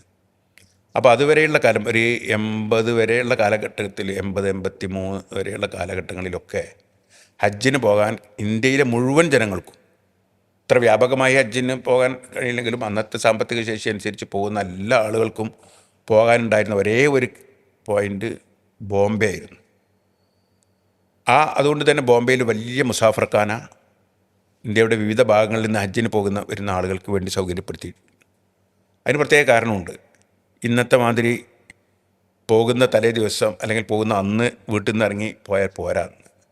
ഒരു 12 ദിവസം 15 ദിവസമൊക്കെ ബോംബെ മുസാഫർഖാനയിൽ ചെന്ന് അവിടെ നിന്നാണ് യാത്രാരേഖകളൊക്കെ ശരിയാക്കേണ്ടത്. കുത്തിവെപ്പ് അവിടെ നിന്നാണ് നടക്കൽ, പാസ്പോർട്ട് ശരിയാക്കൽ അവിടെ നിന്നാണ്, കപ്പലിൻ്റെ തീയതി കിട്ടൽ അവിടെ നിന്നാണ്, ഏറെക്കുറെ കൃത്യമായ തീയതി കിട്ടൽ. ഇങ്ങനെയുള്ളതിനൊക്കെ വേണ്ടിയിട്ട് നേരത്തെ അവിടെ പോയി നിൽക്കണം. അപ്പോൾ ഈ നേരത്തെ പോയി നിൽക്കുന്ന ആ ഹജ്ജിന് പോകുന്ന ഒരു കാലഘട്ടമായിരുന്നു അന്ന്. എൻ്റെ അപ്പ ആദ്യ ഹജ്ജിന് പോയത് 961 എൻ്റെ കേൾവി. 961 ഹജ്ജിന് പോയി. പിന്നെയുള്ള ഓരോ 5 വർഷം കൂടുമ്പോഴും, അന്ന് 5 വർഷത്തിൽ ഒരിക്കലേ ഹജ്ജ് ചെയ്യാൻ പാടുള്ളൂ, 5 വർഷം കൂടുമ്പോഴും ആ ഹജ്ജിന് പോകാറുണ്ട്. അങ്ങനെ ഈ വിവിധ കാലഘട്ടങ്ങളിലായി ഹജ്ജിന് പോകുന്ന സമയത്ത് അതുപോലെ തന്നെ ബഹുമാനപ്പെട്ട സയ്യിദ് ഹൈദ്രോസ് ഉസ്താദ്, ബഷീർ ഉസ്താദ് പോലെയുള്ള നമ്മുടെ നേതാക്കന്മാരൊക്കെ അവരൊക്കെ ഹജ്ജിന് പോകുന്ന സമയത്ത് ബോംബെ മുസാഫർഖാനയിൽ വെച്ച് അവർക്കുണ്ടായ ചില അനുഭവങ്ങളാണ് ഇങ്ങനെ ദാർലുദ എന്ന് പറയുന്നൊരു ആശയം രൂപപ്പെട്ടു വരാനുണ്ടായ കാരണം. അന്ന് ഹജ്ജിന് പോകുന്ന പ്രത്യേകിച്ച് വടക്കേ ഇന്ത്യയിൽ നിന്ന് കിഴക്കൻ ഇന്ത്യൻ സംസ്ഥാനങ്ങളിൽ നിന്നൊക്കെ വരുന്ന ഹാജിമാർ, പോകാൻ വേണ്ടി വരുന്ന ഹാജിമാർ ഈ മുസാഫർ ഖാനയിലെ 12 ദിവസത്തെ 15 ദിവസത്തെ ജീവിതത്തിനിടയിലാണ് അവർ നിസ്കരിക്കാൻ പഠിക്കുന്നത്, നിസ്കാരത്തിൻ്റെ നിയ്യത്ത് പഠിക്കുന്നത്, നിസ്കാരത്തിൻ്റെ കൈഫിയത്ത് പഠിക്കുന്നത്, എന്തിനധികം അതിൽ ഓതേണ്ട സൂറത്തുൽ ഫാത്തിഹ ഓതാൻ പഠിക്കുന്നത്, നിയ്യത്ത് വെക്കാൻ പഠിക്കുന്നത്. അതുപോലെ തന്നെ പലരും അഷ്ഹദു അല്ലാ ഇലാഹ ഇല്ലല്ലാഹ് വ അഷ്ഹദു അന്ന മുഹമ്മദ് റസൂലുള്ളാഹ് എന്ന കലിമത്ത് തൗഹീദ് പോലും ഉച്ചരിച്ച് പഠിക്കുന്നത് ഈ മുസാഫർ ഖാനയിലെ 10-15 ദിവസക്കാലത്തെ ജീവിതത്തിനിടയിൽ വെച്ചാണ്. ഉളു എടുക്കാൻ പഠിക്കുന്നത്, അതുപോലെ തന്നെ മറ്റു ഒരു സാധാരണ ഒരു മുസ്ലിമായി ജീവിക്കേണ്ട അത്യാവശ്യ വിവരങ്ങൾ പോലും ഈ പ്രത്യേകിച്ച് കേരളത്തിൽ നിന്ന് പുറത്തു നിന്നുള്ള വടക്കേ ഇന്ത്യയിലെയും കിഴക്കൻ ഇന്ത്യയിലെയും മുസ്ലിങ്ങൾക്ക് പഠിക്കാൻ അവസരം ഉണ്ടാകുന്നത് ഇവിടെ വെച്ചാണ്. അതിന് ഹജ്ജിന് പോകാൻ അവസരം ഉണ്ടായതുകൊണ്ട്. അപ്പം വാസ്തവത്തിൽ അന്ന് കേരളത്തിൽ നിന്ന് ഹജ്ജിന് പോകുന്നവരൊക്കെ നമ്മുടെ മദ്രസാ സംവിധാനം മഹാനായ സയ്യിദ് അബ്ദുറഹ്മാൻ ബാഫഖി തങ്ങളുടെയും അതുപോലെ തന്നെ സംസകല ജമിയത്തുൽ ഉലമായിലെ പണ്ഡിതന്മാരുടെയും ഒക്കെ നിർദ്ദേശമനുസരിച്ച് കേരളക്കരയിൽ മദ്രസാ പ്രസ്ഥാനം വ്യാപകമായി വന്ന് അവിടങ്ങളിലൊക്കെ ചെറിയ കുട്ടികൾ പോലും, നമ്മുടെ നാട്ടിലെ ചെറിയ കൊച്ചു കുട്ടികൾ പോലും മദ്രസകളിലേക്ക് വന്ന് അവിടെ ഒരു 6-7 വയസ്സാകുമ്പോഴേക്കും സൂറത്തുൽ ഫാത്തിഹ ഓതാൻ പഠിക്കുന്നു, അതുപോലെ തന്നെ നിസ്കാരത്തിൻ്റെ രൂപം പഠിക്കുന്നു. ഇതൊക്കെ പഠിച്ച് വളർന്നു വരുന്ന ഒരു സാഹചര്യം കാണുന്ന നമ്മുടെ നേതാക്കന്മാർ അവർക്ക് അനുഭവപ്പെടുന്നത് ഈ 60, 70, 75, 80 വയസ്സ് ജീവിതത്തിൻ്റെ സായം സന്ധ്യയിൽ പരിശുദ്ധ ഹജ്ജിന് പോകാൻ അവസരമുണ്ടായി. ആ പ്രായത്തിൽ വന്ന് നിയത്ത് വെക്കാനും ഒതുകൊടുക്കാനും പഠിക്കുന്ന ഈ തലമുറയെ കാണുമ്പോൾ എന്ത് പരിഹാരമുണ്ട് ഇവർക്ക് ഇവരുടെ നാട്ടിൽ ഇതുപോലെയുള്ള നമ്മുടെ മദ്രസാ സംവിധാനങ്ങൾ ഉണ്ടാക്കാൻ, അല്ലെങ്കിൽ അവിടുത്തെ തലമുറയെ ദീൻ പഠിപ്പിക്കാൻ എന്ത് മാർഗമുണ്ട് എന്ന ഒരു ചിന്തയാണ് വാസ്തവത്തിൽ അന്ന് ദാർൽഹുദ എന്ന് പറയുന്ന ഒരു സംവിധാനത്തെക്കുറിച്ച് ചിന്തിക്കാൻ. ദാർൽഹുദ എന്നല്ല അവർ അന്ന് ആലോചിച്ചത്. അപ്പം അതിന് നമ്മുടെ നാട്ടിലുള്ള മതപണ്ഡിതന്മാർ, മഹാരഥന്മാരായ പണ്ഡിതന്മാരുണ്ട്. പക്ഷേ അവർക്ക് ഉറുദു ഭാഷ സംസാരിക്കാൻ കഴിയാത്തതുകൊണ്ട്, മലയാളമല്ലാത്ത മറ്റു ഭാഷകൾ സംസാരിക്കാൻ കഴിയാത്തതുകൊണ്ട് അവിടങ്ങളിൽ പോയി ഇത്തരം കാര്യങ്ങളൊന്നും പഠിപ്പിക്കാൻ കഴിയില്ല. ബഹുമാനപ്പെട്ട പട്ടിക്കാട് ജാമിയ നൂരിയ അറബി കോളേജ്, അതുപോലെയുള്ള വലിയ വലിയ സ്ഥാപനങ്ങൾ കേരളക്കരയിൽ രൂപപ്പെട്ടു വരുന്ന അല്ലെങ്കിൽ ഉണ്ടായി പ്രവർത്തിച്ചു വരുന്ന ഒരു കാലഘട്ടമാണ്. അവിടെ നിന്നൊക്കെ പഠിപ്പിച്ച് പുറത്തിറങ്ങിയിട്ടുള്ള ഉലമാക്കൾ കേരളത്തിൽ അങ്ങോളം ഇങ്ങോളം മദ്രസകൾ സ്ഥാപിക്കുന്നു, പള്ളികൾ സ്ഥാപിക്കുന്നു, പള്ളികളിലെ ജമാഅത്തിനൊക്കെ നേതൃത്വം നൽകിക്കൊണ്ടിരിക്കുന്നു. പക്ഷേ ഇവർക്ക് കേരളത്തിന് പുറത്തു പോയി ഇത്തരം പ്രവർത്തനങ്ങൾ ചെയ്യാൻ സാധിക്കുകയില്ലല്ലോ എന്ന് മനസ്സിലാക്കി ഇനി വളർന്നു വരുന്ന തലമുറകൾക്ക് ആ ഭാഷയും കൂടി പഠിപ്പിക്കാനുള്ളൊരു അവസരം ഉണ്ടാകണമെന്ന ഉദ്ദേശത്തോടു കൂടിയാണ് മലപ്പുറം ജില്ലാ സുന്നി മഹൽ ഫെഡറേഷൻ്റെ ആഭിമുഖ്യത്തിൽ ജില്ലയിലെ തിരഞ്ഞെടുക്കപ്പെട്ട 8-10 പള്ളി ദർസുകളെ മാതൃകാ ദർസുകളാക്കി മാറ്റി പള്ളി ദർസുകളിൽ പഠിപ്പിച്ചു കൊടുക്കുന്ന വിഷയങ്ങളോടൊപ്പം തന്നെ ആ പള്ളി ദർസുകളിൽ ഭാഷകൾക്ക് പ്രാധാന്യം കൊടുക്കാൻ, പ്രത്യേകിച്ച് ഇംഗ്ലീഷ്, അറബി, ഉറുദു തുടങ്ങിയ ഭാഷകൾ, മലയാളം അടക്കമുള്ള അതിന് പ്രാധാന്യം കൊടുത്തുകൊണ്ടും അതോടൊപ്പം തന്നെ സ്കൂൾ വിഷയങ്ങൾ കൂടി പഠിപ്പിക്കപ്പെടുന്ന ഒരു സാഹചര്യം ഉണ്ടാകണമെന്ന നിലക്ക് ജില്ലയിലൊരു 8-10 ദർസുകൾ, ഉദാഹരണത്തിന് പറഞ്ഞാൽ മമ്പുറത്തുണ്ടായിരുന്നു, കടലുണ്ടിയിലുണ്ടായിരുന്നു, വേങ്ങരയിലുണ്ടായിരുന്നു. ഇങ്ങനെയുള്ള തിരഞ്ഞെടുക്കപ്പെട്ട ചില ദർസുകൾ അവിടുത്തെ ഉസ്താദുമാർ കൂടി താല്പര്യമുള്ളത് കൊണ്ട് തന്നെ അവിടങ്ങളിലൊക്കെ ഈ മാതൃകാ ദർസുകൾ, അതിനന്ന് പറഞ്ഞിരുന്നത് മാതൃകാ ദർസുകൾ എന്നാണ്, സാധാരണ ദർസുകളിൽ നിന്ന് വ്യത്യസ്തമായി അവിടെ അപേക്ഷ സ്വീകരിച്ച് അവർക്ക് പ്രസൻറ്റും പട്ടികയും ഒക്കെ വെച്ച് സിലബസോട് കൂടിയിട്ട് ബഹുമാനപ്പെട്ട ഇമാം ബഷീർ ഉസ്താദൊക്കെ ആ സിലബസ് രൂപീകരണത്തിലൊക്കെ വഹിച്ച പങ്ക് വളരെ വലുതാണ്. അങ്ങനെ മത വിഷയങ്ങളും ഭൗതിക വിഷയങ്ങളും ഭാഷകളും ഒക്കെ പഠിപ്പിക്കപ്പെടുന്ന പള്ളി ദർസുകൾ രൂപപ്പെട്ടു. ആ പള്ളി ദർസുകളിൽ കുറച്ച് കാലം അങ്ങനെ മുന്നോട്ട് പോയപ്പം ഈ പള്ളി ദർസുകളിൽ വെച്ച് ഇങ്ങനെ ഇംഗ്ലീഷ് പഠിപ്പിക്കാൻ പറ്റുമോ, കണക്ക് പഠിപ്പിക്കാൻ പറ്റുമോ, സയൻസ് പഠിപ്പിക്കാൻ പറ്റുമോ, സോഷ്യൽ സ്റ്റഡീസ് പഠിപ്പിക്കാൻ പറ്റുമോ, പള്ളി ദർസുകൾക്ക് വേണ്ടി ഒക്കുപ്പ് ചെയ്ത വസ്തുക്കൾ ഉപയോഗപ്പെടുത്തിക്കൊണ്ടെന്നുള്ള സ്വാഭാവികമായും സാത്വികരായിട്ടുള്ള അന്നത്തെ തലമുറയിലുള്ള നമ്മുടെ നേതാക്കന്മാർക്കും ഉസ്താദുമാർക്കൊക്കെ ചില സംശയങ്ങൾ വരാൻ തുടങ്ങി. അപ്പോൾ അത് പള്ളി ദർസിൽ ഇംഗ്ലീഷ് പഠിപ്പിക്കപ്പെടുമ്പോൾ സാധാരണക്കാർ ഇതെന്താ ദീൻ പഠിപ്പിക്കണതിന് പരം ഇവിടെ ഇംഗ്ലീഷ് പഠിപ്പിക്കണം എന്നൊക്കെയുള്ള സ്വാഭാവികമായിട്ട് ചില പെറുപെറുക്കളൊക്കെ ഉണ്ടാവും. അതിങ്ങനെ വർദ്ധിച്ചു വന്ന സമയത്താണ് അങ്ങനെ വേണ്ട, പള്ളി ദർസുകൾ അത് പരീക്ഷണം അത് വേണ്ട, അതിന് പകരം നമുക്ക് ഒരു കേന്ദ്ര സ്ഥാപനം ഉണ്ടാക്കി അവിടെ വെച്ച് ഇതൊക്കെ പഠിപ്പിക്കപ്പെടുന്ന സാഹചര്യത്തെക്കുറിച്ചായി സുന്നി മഹൽ ഫെഡറേഷൻ്റെ ചിന്ത.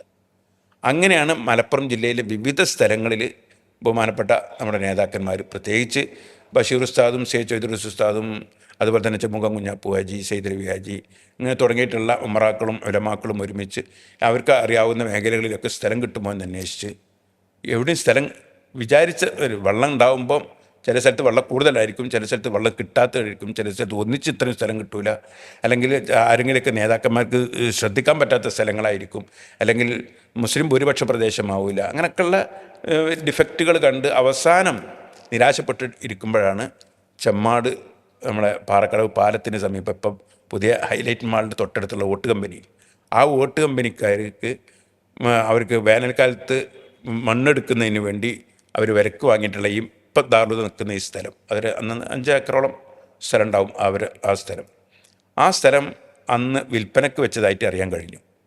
ആ വോട്ട് കമ്പനിയിൽ ചെമ്മാട്ടുകാരനായ AV മൊയ്തീൻ ഹാജി എന്ന് പറയും. അദ്ദേഹം ഞങ്ങളുടെ മാലി കമ്മിറ്റീൻ്റെയൊക്കെ പ്രസിഡന്റ്, സുന്നി മാലി ഫെഡറേഷനിലൊക്കെ ഉള്ള ആളാണ്. അപ്പോൾ അദ്ദേഹം അന്ന് വോട്ട് കമ്പനിയിലെ ഡയറക്ടർ, തൊഴിലാളികളുടെ പ്രതിനിധിയായിട്ട് ഡയറക്ടർ ബോർഡിൽ അംഗവുമാണ്.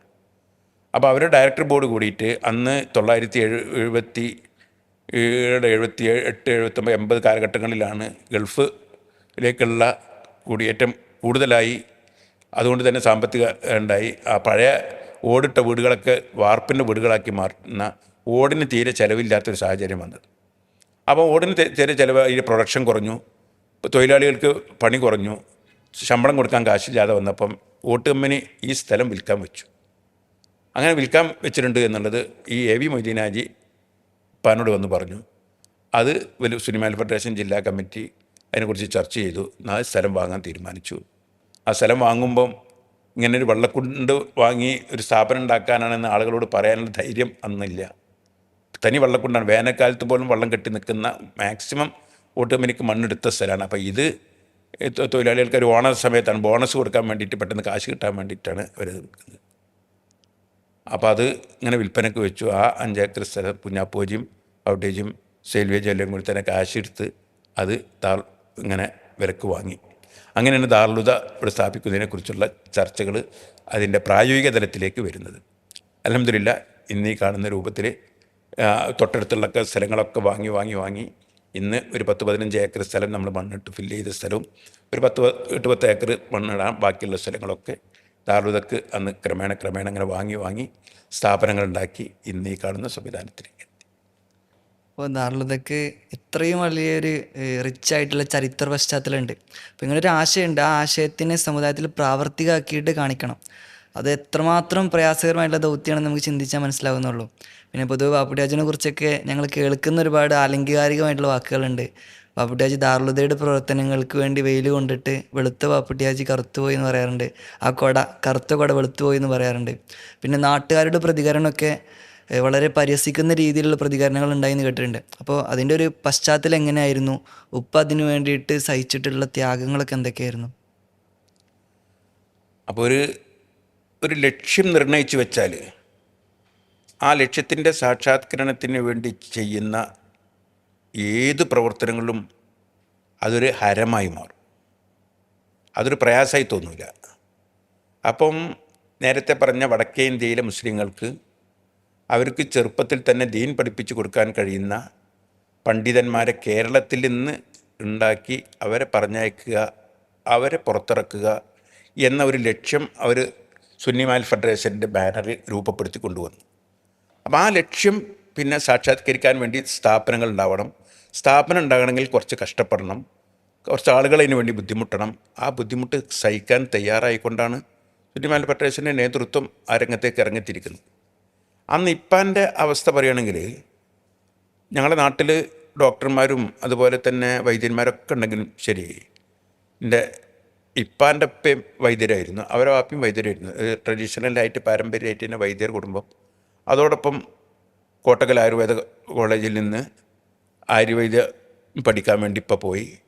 അങ്ങനെ അത് പാസ്സായി വന്ന് നല്ല ഒരു വൈദ്യശാല ക്ലിനിക്ക് ശരിക്ക് സെറ്റപ്പിൽ തുടങ്ങി. നേരം വെളുത്ത് ഒരു 8 മണിയാകുമ്പോഴേക്കും രോഗികൾ പനെ കാണാൻ വേണ്ടി വരൽ തുടങ്ങും. അവർ രാത്രി ഏകദേശം 8 മണി 9, 10 മണി വരെ രോഗികളെ പരിശോധിക്കുക. ആ പരിശോധിക്കുന്ന രോഗികൾക്ക് മരുന്ന് ഉണ്ടാക്കി വിതരണം ചെയ്യുക. അതിൻ്റെ സാമ്പത്തികമായിട്ടുണ്ടാകുന്ന നേട്ടങ്ങളും ലാഭങ്ങളും ഒക്കെ ആർക്കും ആലോചിച്ച് മനസ്സിലാക്കാവുന്നതാണ്. ഇത്രയും വിപുലമായ ഒരു വൈദ്യരംഗത്തും അതുപോലെ തന്നെ വാണിജ്യ രംഗത്തും പ്രവർത്തിച്ചു കൊണ്ടിരിക്കുന്ന ഒരു മനുഷ്യന് അതൊക്കെ ക്രമേണ മാറ്റിവെച്ച് ഈ ദാർഹുദക്ക് വേണ്ടി കുടപിടിക്കാൻ വന്ന ആ രംഗം സ്വാഭാവികമായും ഞങ്ങളുടെ നാട്ടുകാർക്കിടയിൽ ആശ്ചര്യം ഉണ്ടാക്കും. ഇത്രയും രോഗികൾ വന്ന് പ്രത്യേകിച്ച് ചെറിയ കുട്ടികളുടെ രോഗം ഇപ്പാനെ സംബന്ധിച്ചിടത്തോളം അത് നാട്ടുകാരൊക്കെ പറയാറുള്ളത് ഔട്ടേജിൻ്റെ ആ ആശുപത്രിൻ്റെ തിണ്ട് ഒന്ന് കയറിയ കുട്ടികൾക്ക് അസുഖം മാറും എന്നാണ്. അത്രയും ഒരു കൈപുണ്യം ഉള്ള ഒരു ആയുർവേദ ഡോക്ടർ എന്ന നിലക്ക് വളരെയധികം വരുന്ന രോഗികൾ, പ്രത്യേകിച്ച് കുട്ടികളടക്കമുള്ള രോഗികൾ അവിടെ വന്നു പോകുന്ന ആ ഒരു വാസ്തവത്തിൽ ദാറുൽഹുദയുടെ സംസ്ഥാപനത്തിൽ ആപ്പാക്കുള്ള പരിസര പ്രദേശങ്ങളിലുണ്ടായിരുന്ന ഈ രോഗികളുമായി ബന്ധപ്പെട്ടുള്ള കുടുംബത്തിൻ്റെയും അവരുടെ ആളുകളുടെയും ഒക്കെ പിൻബലം അന്ന് ഡോക്ടർമാരൊന്നും വേണ്ടത്ര ഇല്ലാത്തൊരു കാലമാണ്. അന്ന് പരിസര പ്രദേശങ്ങളിലേക്കൊക്കെ ഇപ്പം സൈക്കിൾ എടുത്ത് പോകും രോഗികളെ പരിശോധിക്കാൻ. രാത്രി പോലും പരിശോധിക്കാൻ വേണ്ടി പോകും. വന്ന് വിളിക്കും, ഒന്ന് വന്ന് പരിശോധിക്കണം എന്നിട്ട്.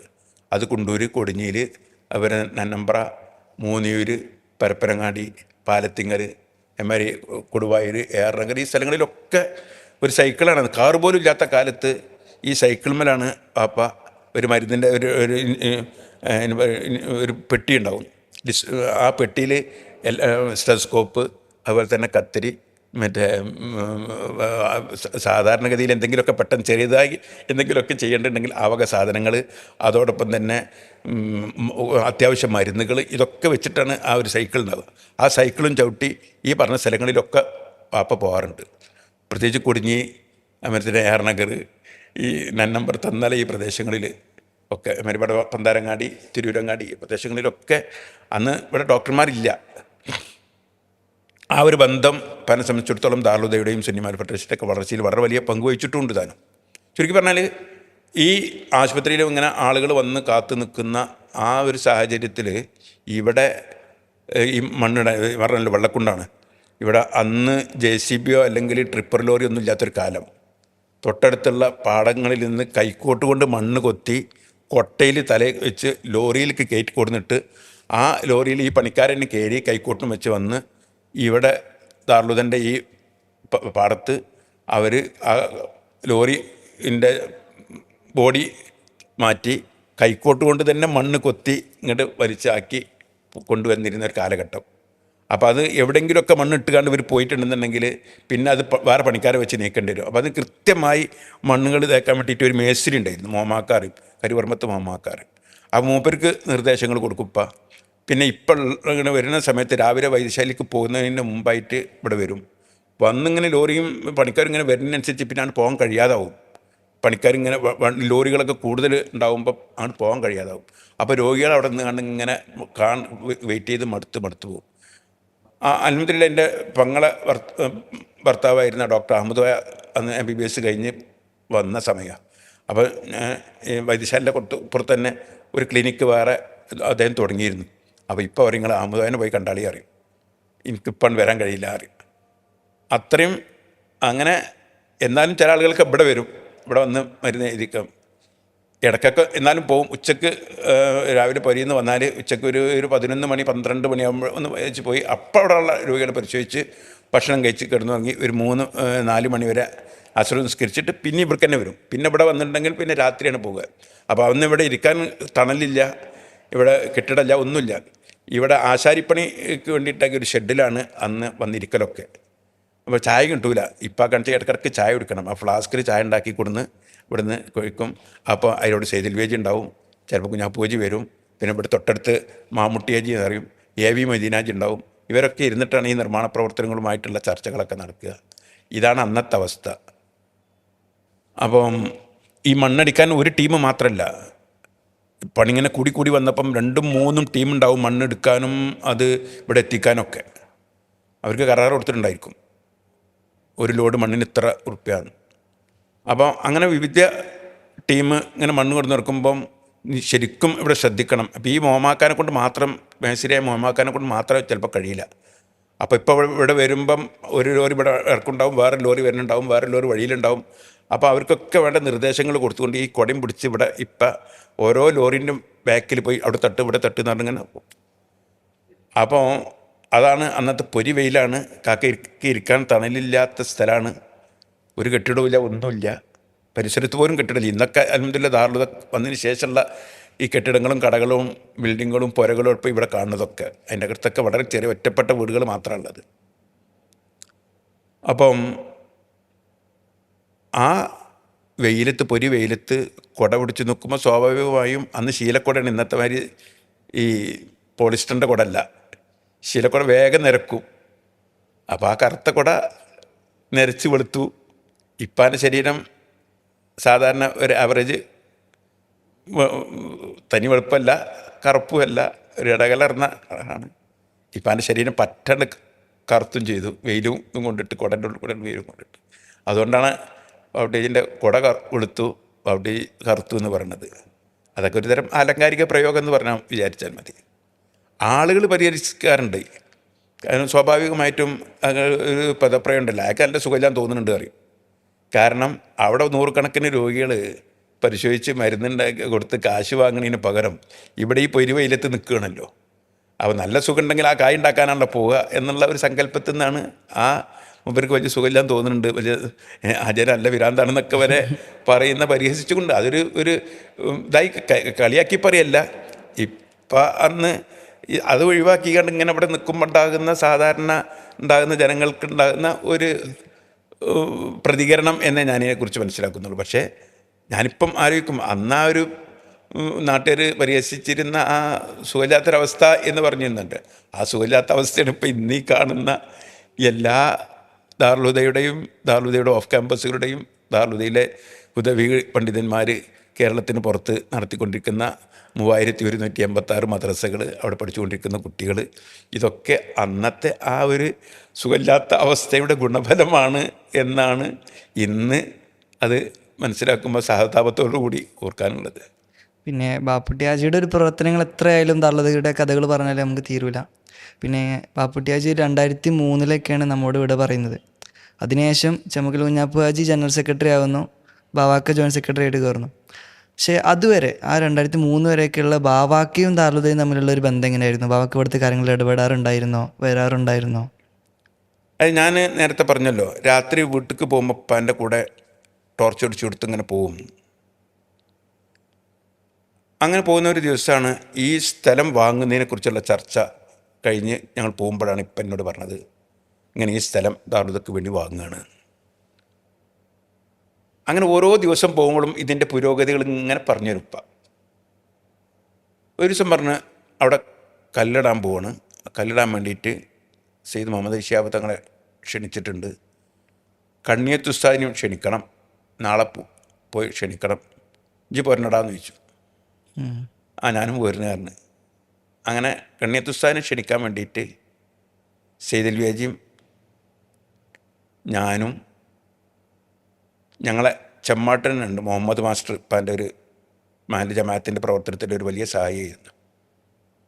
അദ്ദേഹവും ഇപ്പാൻ്റെ ഡ്രൈവർ പോക്കരാക്ക, ഇവരൊക്കെ അനുസ്മരിക്കപ്പെടേണ്ട വ്യക്തിത്വങ്ങളാണ് ദാറുൽഹുദയെ സംബന്ധിച്ചിടത്തോളം പറയുമ്പോൾ. കൂട്ടത്തിൽ ഞാനും കയറി. ഇപ്പാൻ്റെ അംബാസഡർ കാറാണ്. ബഹുമാനപ്പെട്ട കണ്ണിയത്തോര വീട്ടിലെത്തി. അവിടെ ചില അനുഭവങ്ങൾ പറയണതൊക്കെ താമസിച്ചു പോകും, ഒരുപാട് അനുഭവങ്ങളുണ്ടാവും. എന്തിനാ വന്നതെന്ന് ചോദിച്ചതും അങ്ങനെ ദാറുൽഹുദയെ പറഞ്ഞതും, ആ സമയത്ത് അദ്ദേഹത്തിന് മൂത്രമൊഴിക്കാൻ കിട്ടിയപ്പം മൂത്രമൊഴിക്കാൻ വെള്ളം മകനോട് പറഞ്ഞടാ മൂത്രമൊഴിക്കണം എന്ന് പറഞ്ഞപ്പം വെള്ളപ്പാത്രം ഡ്രൈവർ പോക്കരാക്ക അതായിട്ട് പോകുമ്പോൾ വക്ക അവിടെയാണ്, കണ്ണിയത്ത് സാറിന് വക്ക അവിടെയാണ്, നിങ്ങളെൻ്റെ അതിഥിയാണ്, നിങ്ങൾ എനിക്ക് ഖിദ്മത്തെടുക്കാൻ പാടില്ല, ഞാൻ നിങ്ങൾക്ക് ഖിദ്മത്തെടുക്കേണ്ടവരാണെന്ന് പറഞ്ഞു. കണ്ണിയത്ത് ഉസ്താദിനെ അവർ മറക്കാത്ത ഓർമ്മയാണത്. അങ്ങനെ മകനെ കൊണ്ട് തന്നെ ആ വെള്ളം എടുപ്പിച്ച് മൂത്രമൊഴിച്ച് തിരിച്ചു വന്ന് ഞങ്ങൾക്ക് ചായ ഒക്കെ തിരിച്ച് അങ്ങനെ തറക്കല്ലിടാൻ ഇവിടെ വന്ന സന്ദർഭം. ദാറുൽഹുദയുടെ ഇപ്പം എക്സിക്യൂട്ടീവ് മെമ്പറായ അംസഹാജി മോനിയൂർ അദ്ദേഹം താമസിക്കുന്ന വീട്, അന്നിവിടെ വേറൊരാളെ വീടാണത്, ഒരു ഹസൻ സാഹിബിൻ്റെ വീടാണ്, ഉണ്ണക്കടവൻ ഹസൻ സാഹിബിൻ്റെ വീടാണത്. അവിടെ ആയിരുന്നു കണ്ണിയത്ത് ഉസ്താദിനും കെ ഉസ്താദിനും ഇവരൊക്കെ തങ്ങൾ വരുന്നത് വരെ വിശ്രമിക്കാനുള്ള ഒരു സ്ഥലം. അപ്പോൾ അവിടേക്ക് ഞാനാണ് എൻ്റെ വീട്ടിൽ നിന്ന് ഉമ്മ ഉണ്ടാക്കി തന്ന കണ്ണീത്തുസ്ഥാനുള്ള ഭക്ഷണം ഞാൻ എൻ്റെ കൈ കൊണ്ട് കൊടുന്നു. അവിടെ ഭക്ഷണം വേറെ ഉണ്ടാക്കിയിട്ടുണ്ട്. അതും കാരണം ഇത് കുറച്ച് സോഫ്റ്റായിട്ടുള്ള ഇത് വേണമെന്നുള്ള എനിക്ക്. അപ്പോൾ അത് വിളമ്പി വെച്ച് കൊടുത്തു. ഭക്ഷണമൊക്കെ കഴിച്ച് കഴിഞ്ഞ് തറക്കല്ലിടാൻ വേണ്ടി വന്നു. തങ്ങളെത്തി. തറക്കല്ലിടുമ്പം കണ്ണീത്തുസ്താദും പാണക്കാട് സെയ്ദ് മുഹമ്മദ് അലി ശിഹാബ് തങ്ങൾ 1983 ഡിസംബർ 26 സംഭവം. ഡിസംബർ 26 എന്നൊക്കെ പറഞ്ഞാൽ മഴ കഴിഞ്ഞ സമയമാണ്, വേനലാകുന്നേ ഉള്ളൂ. അപ്പോൾ അതുകൊണ്ട് തന്നെ നമ്മൾ ഈ വെള്ളക്കുണ്ടിൽ വെള്ളമുണ്ട്. ആ വെള്ളക്കുണ്ടിൽ ദാറുദക്കുള്ള ഫൗണ്ടേഷന് വേണ്ടി 5-5 കുഴി എടുത്തിരുന്നു. ആ കുഴി എടുത്ത് കഴിയുമ്പോൾ തന്നെ അത് വെള്ളം നിറയും. മോട്ടർ വെച്ച് വെള്ളം വറ്റിച്ചിട്ടാണ് അതിൽ കല്ലിടുന്നത് അന്നത്തെ. അപ്പോൾ ആ കല്ലിടാൻ വേണ്ടിയിട്ട് വേറൊരു ചട്ടി, സിമൻറ്റ് ചട്ടിയിൽ ആ മിശ്രിതം ആക്കി വെറ്റിലും മണലും സിമൻറ്റും കഴിച്ച് ബഹുമാനപ്പെട്ട സെയ്ദ് മുഹമ്മദ് അലി ശിഹാബ് തങ്ങൾ അങ്ങനെ കല്ലിടുമ്പോൾ അന്യതുസ്ഥാനോടും അത് പിടിക്കാൻ പറഞ്ഞു. അങ്ങനെ രണ്ടാളും കൂടി ആ ശിലാസ്ഥാപനം ഓർമ്മ നിർവഹിച്ചു. ഇതാണ് അന്നത്തെ ഒരു ഓർമ്മ. ബഹുമാനപ്പെട്ട കണ്ണിയത്തുസ്താദാണ് ദ്വാരുന്നത്. ആ കല്ലിടലും ആ ദ്വായും അൽഹംദുലില്ലാ എത്രമാത്രം അതിൻ്റെ സ്ഥാപകർ എത്ര നിഷ്കളങ്കതയോടുകൂടിയാണ് അത് നോക്കിക്കണ്ടത്. അതേമാതിരി തന്നെ അൽഹംദുലില്ലാ ദാറുൽ ഹുദ പെട്ടെന്ന് നിർമ്മാണം പൂർത്തീകരിച്ച് വളർന്നു വരികയാണ്. എല്ലാവരും ഈ വെള്ളക്കുണ്ടിൽ സ്ഥാപനം തുടങ്ങുന്നതിനെ ഒക്കെ പരിഹസിച്ചുകൊണ്ട് നേരത്തെ പറഞ്ഞ ആചാര്യക്ക് നല്ല സുഖമില്ല എന്ന് പറഞ്ഞ ആ പരിഹാസം ആവർത്തിച്ചുകൊണ്ടേയിരിക്കുന്ന കാലഘട്ടം. തറക്കല്ലിട്ട് ആ 83 ഡിസംബർ കഴിഞ്ഞ് തൊട്ടടുത്ത വർഷക്കാലത്ത് നല്ല വെള്ളപ്പൊക്കം. ഇതിൻ്റെ പില്ലറിൻ്റെ കമ്പി ഇങ്ങനെ ഉയർന്നു വന്നുകൊണ്ടിരിക്കുന്നുണ്ട്. പക്ഷെ കമ്പി പോലും കാണാത്ത വിധം വെള്ളം പൊന്തിയപ്പോകിന് ഇവിടെ നിന്ന് അന്ന് പരിഹസിച്ചിരുന്നവരെ കൂട്ടത്തിൽപ്പെട്ട ആളുകൾ തന്നെ അന്ന് ഇപ്പിയും ഐദ്രുസ് ഉസ്താദും സൗദിയിൽ ദാറുൽ ഹുദയുടെ പ്രചരണവുമായി പര്യടനം നടത്തിക്കൊണ്ടിരിക്കുക. അപ്പം ഇവിടുന്ന് അങ്ങോട്ട് വിവരം കൊടുത്തു, അവിടെ പൈസ ഒന്നും കൊടുക്കണ്ട, വെള്ളത്തിലാണ് ആകെ, ഇവിടെ വെള്ളത്തിൽ മുങ്ങിപ്പോയിക്കണത് ദാറുൽ ഹുദ, ഒലിച്ചു പോയിരിക്കണമെന്ന് വരെ അന്ന് പ്രചരണം നടത്തിയ ആളുകളുണ്ട്. അൽഹംദുലില്ലാ ഇന്ന് അവിടെയാണ് ഇപ്പോൾ കാണുന്ന ദാറുൽ ഹുദ ഉള്ളത്. അപ്പോൾ ഞാൻ പറഞ്ഞു വന്നത്, നിങ്ങളുടെ ചോദ്യം എന്നു മുതലാണ് ദാറുൽ ഹുദയായിട്ട് ബന്ധപ്പെട്ടതെന്നാണ്. ദാറുൽ ഹുദയുടെ സ്ഥലം വാങ്ങുന്ന ചർച്ച നടക്കുന്ന അന്ന് മുതൽ, തറക്കല്ലിട്ട അന്ന് മുതൽ അൽഹംദുലില്ലാ ഇന്ന് വരെ ദാറുൽ ഹുദയുടെ ഒപ്പം നിന്ന് പ്രവർത്തിക്കാനുള്ള അവസരം ഉണ്ടായിട്ടുണ്ട്. പിന്നെ ദാറുൽ ഹുദയുടെ ഒരു അമരസ്ഥാനത്തേക്ക് വരുന്നത് ബാപ്പയുടെ മരണത്തിന് ശേഷമാണ്. ഔദ്യോഗികമായിട്ട് ബാപ്പുട്ടി ചെമ്മകൽ കുഞ്ഞാപ്പോജാണെന്നുണ്ടെങ്കിലും ബാവാക്കാൻ്റെ മേലാണ്, ശിരസിലാണ് ഉത്തരവാദിത്തങ്ങളൊക്കെ ഉള്ളത്. അപ്പോൾ ആ ഒരു സമയത്തുണ്ടായിരുന്നൊരു മാനസികാവസ്ഥ എന്താണ്? ഉപ്പയുടെ ആ ഒരു ദൗത്യം ഇനി മുന്നോട്ട് കൊണ്ടുപോകാൻ കഴിയുമെന്നുള്ളൊരു ആത്മവിശ്വാസം ബാവാക്കൊക്കെ ഉണ്ടായിരുന്നോ?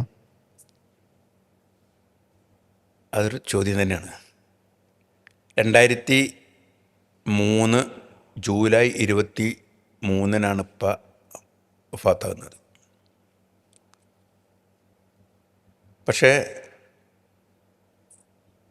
നേരത്തെ പറഞ്ഞതുപോലെ ദാറുൽ ഹുദയുടെ തുടക്കം മുതൽക്ക് തന്നെ ദാറുൽ ഹുദയുടെ ഓരോ ചലനങ്ങളും മനസ്സിലാക്കാൻ എനിക്ക് സ്വയം അവസരം ഉണ്ടാകുക എന്നതിനപ്പുറത്തേക്ക് ഇപ്പം അതിനുള്ള അവസരങ്ങളും എനിക്ക് ഉണ്ടാക്കി തന്നിട്ടുണ്ട്.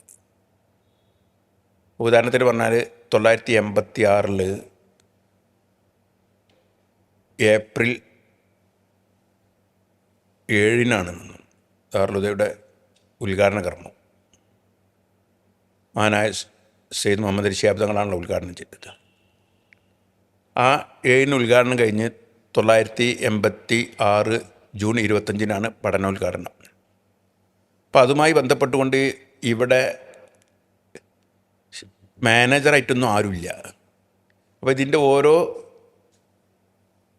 ഉദ്ഘാടന പരിപാടികൾക്ക്, ക്ലാസ് തുടങ്ങുന്നതുമായി ബന്ധപ്പെട്ട കാര്യങ്ങൾക്കൊക്കെ ഞാൻ ഇവിടെ വരും പല സഹായിക്കാൻ വേണ്ടിയിട്ട്. അതങ്ങനെ ഒരു ചിലപ്പോൾ ഇപ്പോൾ ഒരു അണ്ട് വാന്ന് പറയും. അങ്ങനെ ഇവിടെ വരും. ഓരോ ഉദ്ഘാടനവുമായി ബന്ധപ്പെട്ട ഉദ്ഘാടന സമ്മേളനം, അതിൻ്റെ ഇതുകൾ. അത് വേറെ ആരുമില്ല ഇവിടെ. ഉസ്താദ്മാരില്ല, കുട്ടികളില്ല, ആരുമില്ല. കമ്മിറ്റിയിൽ തന്നെ പല സ്ഥലത്തുള്ളവരല്ലേ. അപ്പോൾ ഇപ്പാനെ സഹായിക്കാൻ വേണ്ടിയിട്ട് ഇപ്പന്നെ വിളിക്കും വരാൻ വേണ്ടി. 86 ജൂൺ 25 കുട്ടികൾ വന്ന ദിവസം, അന്ന് ഞാനും ഇപ്പം ഇവിടുന്ന് പോകുന്നത് രാത്രി പാതിരാക്ക. കുട്ടികളൊക്കെ ഉറങ്ങി ഒക്കെ ആയി ഉറപ്പ് വരുത്തിയതിന് ശേഷം അതുവരെ കുട്ടികൾക്ക് ഉള്ള ഓരോ കാര്യങ്ങൾക്ക് വേണ്ടിയിട്ടും അന്നത്തെ പുതിയ ഉസ്താദന്മാർ, ബാദു ഉസ്താദ് മാത്രമാണ് അന്ന് ഇവിടെ കമ്മിറ്റിയിൽ ഇതിലൊക്കെ ആയിട്ടുള്ള. ബാക്കിയൊക്കെ പുതിയ ഉസ്താദന്മാരാണ്, വേറെ ആരുമില്ലല്ലോ. സ്റ്റാഫും പുതിയതാണ്. അപ്പോൾ അവർക്കൊക്കെ വേണ്ടിയിട്ടുള്ള സഹായങ്ങൾ ചെയ്തു കൊടുത്തുകൊണ്ട് അഡ്മിഷൻ്റെ ഇൻ്റർവ്യൂവിൻ്റെ ഒക്കെ സമയത്ത് ഒക്കെ ഇവിടെ ഉണ്ട്. അപ്പോൾ ഇത് ദാറുൽ ആരും വിളിക്കാതെ തന്നെ പിന്നെ ഇങ്ങനെ സ്വയം താല്പര്യത്തോടു കൂടി ഇങ്ങനെ വന്ന് സ്വയം കാര്യങ്ങൾ ചെയ്തു കൊടുക്കുക എന്നുള്ള വസ്തു. അങ്ങനെ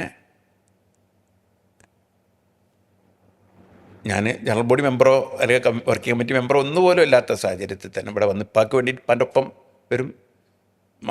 ഞാൻ പറഞ്ഞല്ലോ, ദാറുൽ വരുന്നതിന് മുന്നേ ഇപ്പാൻ്റെ കൂടെയാണ് രാത്രി വീട്ടിലേക്ക് പോകാറ്. അപ്പം അത് ഞാൻ വീട്ടിലേക്ക് പോകാറില്ലെങ്കിലും ഞാൻ വേറെ താമസിക്കുന്ന സമയത്താണെങ്കിലും കച്ചവടം കഴിഞ്ഞിട്ട് ഞാനന്ന് മെഡിക്കൽ ഷാപ്പും ഹാർഡ്വെയറൊക്കെ നടത്തിക്കൊണ്ടിരിക്കുന്ന സമയം, ആ സമയത്തും എൻ്റെ കട പൂട്ടിയിട്ട് ഞാൻ ഇപ്പാൻ്റെ അടുത്ത് ചെല്ലും. കടയിലാണെങ്കിലും ഇപ്പാൻ്റെ അടുത്ത് ചെന്നിട്ട് ഇപ്പം അന്നത്തെ കാര്യങ്ങളൊക്കെ പറഞ്ഞിട്ട് പോകാൻ പറ്റും. സമ്മതം ചോദിച്ചിട്ടാണ് ഞാൻ എൻ്റെ വീട്ടിലേക്ക് പോകുക രാത്രി. ഇവിടെ ദാറുൽ വന്നതിന് ശേഷമാണ് അതിന്. എന്നാലും ഇവിടെ വരും. എന്തെങ്കിലും ഇപ്പാക്ക് എന്നോട് പറയേണ്ടതോ ചോദിക്കേണ്ടതോ ഉണ്ടോ എന്നുള്ള അന്വേഷിക്കാൻ വേണ്ടി ഇവിടെ വരും. അത് ഇങ്ങനെ ശീലിച്ചു വന്നുകൊണ്ട് തന്നെ ഓരോ കാര്യങ്ങൾ, ചില കാര്യങ്ങൾ അതൊന്ന് ചെയ്യേണ്ടി, ഇതൊന്ന് ചെയ്ത് കൊടുക്കേണ്ടി എന്ന് പറഞ്ഞാണ്ട് ഏൽപ്പിക്കുകയും ചെയ്യും.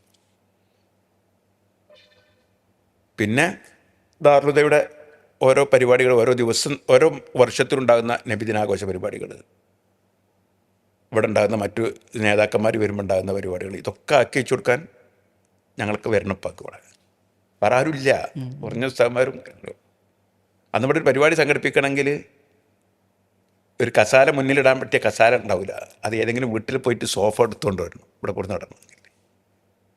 അത് നമ്മളെ ചിലപ്പോൾ നമ്മൾ വീട്ടിൽ നിന്നായിരിക്കും, അല്ലെങ്കിൽ വേറെ അയൽക്കത്തെ വീട്ടിൽ നിന്നായിരിക്കും. ഉദാഹരണം, അത്ര പോലും ഒന്നുമല്ലാത്ത ഒരവസ്ഥയായിരുന്നു ദാറുലൊക്കെ ഉണ്ടായിരുന്നു. അപ്പോൾ അത്തരം സന്ദർഭങ്ങളിലൊക്കെ ഇവിടെ ആളുകൾ വരുമ്പോൾ, പരിപാടികൾക്ക് വരുമ്പോൾ ഇവരൊക്കെ അത് ആക്കിക്കാൻ ഇപ്പാക്ക് മാത്രം കഴിയില്ലല്ലോ. അപ്പോൾ അതിന് സഹായിക്കാൻ വേണ്ടിയിട്ട് തുടങ്ങിയതിന് ശേഷമാണ് പിന്നെ മാനേജർ ഷംസുവാക്ക വരുന്നതും കാര്യങ്ങളൊക്കെ ഷംസുവാക്ക ഓരോന്ന് ഏൽപ്പിക്കുകയും ചെയ്യുകയും ഒക്കെ ഉണ്ടാകുന്നത്. എന്നാലും ഷംസുവാക്കും വേണം, ഞാൻ സഹായത്തിന് വേണം. അങ്ങനെയാണ് 1993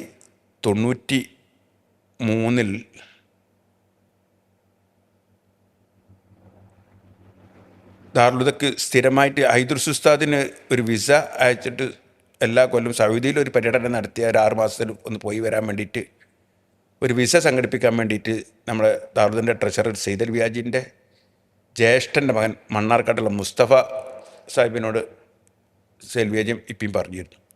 അതനുസരിച്ച് ഒരു വിസ വന്നു. ആ വിസക്ക് പോവാൻ വേണ്ടിയിട്ട് ഹൈദുർസ് ഉസ്താദിന് ഉള്ള ഒരുക്കങ്ങൾ നടന്നുകൊണ്ടിരിക്കുന്ന ഇടയിലാണ് അദ്ദേഹത്തിന് ഒരു അറ്റാക്ക് വന്നത്.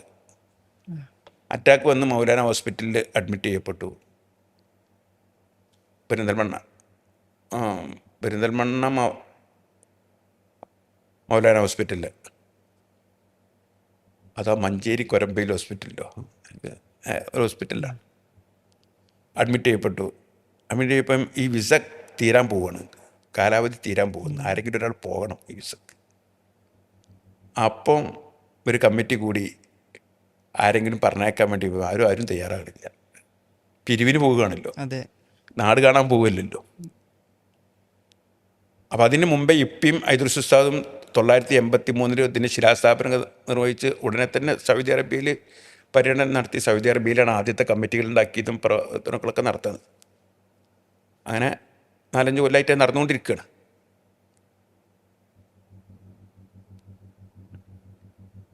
ഉസ്താദിന് പോകാനും കഴിയുന്നില്ല, മറ്റാരും പോകാനും തയ്യാറായത് വന്നപ്പോൾ ഇപ്പോൾ ഒരിക്കൽ എന്നെ വിളിച്ചിട്ട് പറഞ്ഞു, ഇങ്ങനെ ഒരു വിസ വന്നിട്ടുണ്ട്, അത് ക്യാൻസലാകാൻ പോവാണ്, എനിക്കൊന്ന് പോയിക്കൂടെ എന്ന് ചോദിച്ചു.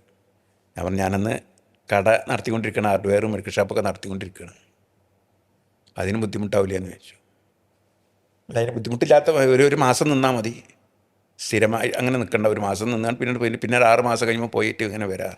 അപ്പം ഞാൻ പിരിവിന് പോകുകയുള്ളൂ, എനിക്കത് അറിയില്ലല്ലോ, ആരടുത്ത് പോകണം, എങ്ങനെ എന്ത്, എനിക്ക് ഭാഷ അറിയില്ല, ഒന്നും അറിയില്ലല്ലോ, ഞാൻ അവിടെ പോയിട്ട് എന്ത് ചെയ്യാൻ കഴിയുന്നു.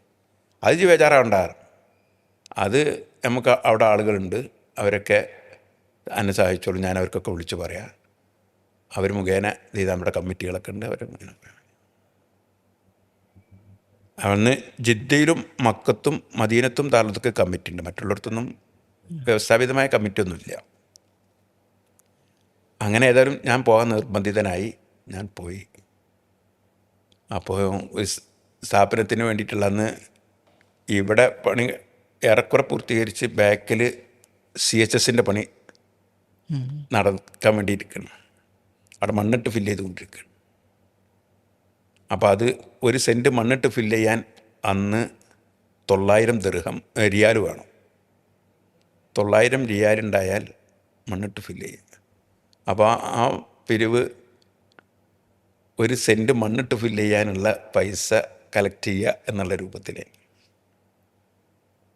അൽഹംദുലില്ലാ, ഞാൻ ഇവിടുന്ന് പോകുമ്പോൾ ഈ വിസ തന്ന മുസ്തഫാക്ക ഞാനും കൂടി ഇവിടുന്ന് പോകുന്നത്, അയാളെ കൊടുത്ത് തന്നെയാണ് ഇപ്പം എന്നെ പറഞ്ഞയച്ചത്. അങ്ങനെ എൻ്റെ ഇക്കാമ സ്ഥിരം വിസയാണ്. ഇക്കാമ ഒക്കെ കഴിഞ്ഞതിന് ശേഷം റിയാദിലാണ് വിസ, കഫീലുള്ളത് റിയാദിലാണ്. റിയാദിൽ ദാറുലൊക്കെ ആദ്യമായിട്ട് ഒരു കമ്മിറ്റി ഉണ്ടാക്കിയതിന് ശേഷമാണ് പിരിവിന്. അപ്പോൾ ഞാൻ പിരിവിന് ചെന്നപ്പോൾ തന്നെ അവിടുത്തെ അത്യാവശ്യം ഞങ്ങളോട് ഉള്ള അവിടെ കച്ചവടമൊക്കെ ഉള്ള ആളുകൾ പറഞ്ഞു, അത് ഹൈദർ ഉസ്താദ് വന്നിട്ട് തന്നെ കാര്യമുള്ളൂ, നിങ്ങൾ വന്നുകൊണ്ട് കാര്യമില്ല എന്ന് പറഞ്ഞു. എന്നോട് ആദ്യം തന്നെ നിരാശ വന്നത്. അപ്പോൾ ഞാൻ പറഞ്ഞു, ഹൈദർ ഉസ്താദിന് വരാൻ കഴിയില്ല, എന്നാൽ കുട്ടി നമ്മൾ ഇവിടെ കമ്മിറ്റി ഉണ്ടാക്കിയിട്ട് നിങ്ങൾ പോവുക, പോയിട്ട് പിന്നെ ഹൈദർ ഉസ്താദിനെ ആരെങ്കിലും ഔട്ടേജ് ആരെങ്കിലും തന്നെ വന്ന് ആ കമ്മിറ്റിയിൽ വേണ്ടി പ്രവർത്തിക്കുക, അല്ലാതെ കാശ് ഇവിടുന്ന് കിട്ടാൻ പ്രയാസമാണെന്നൊക്കെ പറഞ്ഞു. അപ്പോൾ ഞാൻ പറഞ്ഞ്, ഇന്ന ഹൈദർ ഉസ്താദും ഔട്ടേജും വന്നിട്ട് നടക്കില്ലല്ലോ, ഇന്നെ പറഞ്ഞയച്ചതാണ്, അപ്പോൾ ഇവിടെ കമ്മിറ്റി ഉണ്ടാക്കുക, ഇൻഷാ അല്ലാഹ് നിങ്ങൾ ആരും ഇല്ലെങ്കിലും ആ കമ്മിറ്റി ചെയ്തുകൊണ്ട് ഞാൻ പ്രവർത്തിച്ചുകൊണ്ട്. ആളുകളെ പേരൊന്നും ഇപ്പോൾ ഞാൻ പറയുന്നില്ല. പക്ഷേ സാധാരണക്കാരായ കുറേ നമ്മൾ സമപ്രായക്കാരായ ആളുകൾ എല്ലാ സഹായവും അത് വേണ്ട നമുക്ക് പ്രവർത്തിക്കുക എന്ന് പറഞ്ഞിട്ട് അൽഹംദുലില്ലാ അന്ന് കമ്മിറ്റി ഉണ്ടാക്കി. ആ കമ്മിറ്റിൻ്റെ തുടർച്ചയായിട്ട് ഇന്നും റിയാദിൽ കമ്മിറ്റി ഉണ്ട്. പക്ഷേ വളരെ വലിയ സാഹസിക പ്രവർത്തനമായിരുന്നു വാസ്തവത്തിൽ പിരിവ് എന്നുള്ളത്. ദാറുലുദ ഇന്നത്തെ മാതിരി ഒരു സംവിധാനമായി രൂപപ്പെട്ടു വന്നിട്ടില്ല. ഒരു 6 വർഷം കഴിഞ്ഞിട്ടേ ഉള്ളൂ പ്രവർത്തനം തുടങ്ങിയിട്ട്. ഒരു കുട്ടി പുറത്തിറങ്ങിയിട്ടില്ല.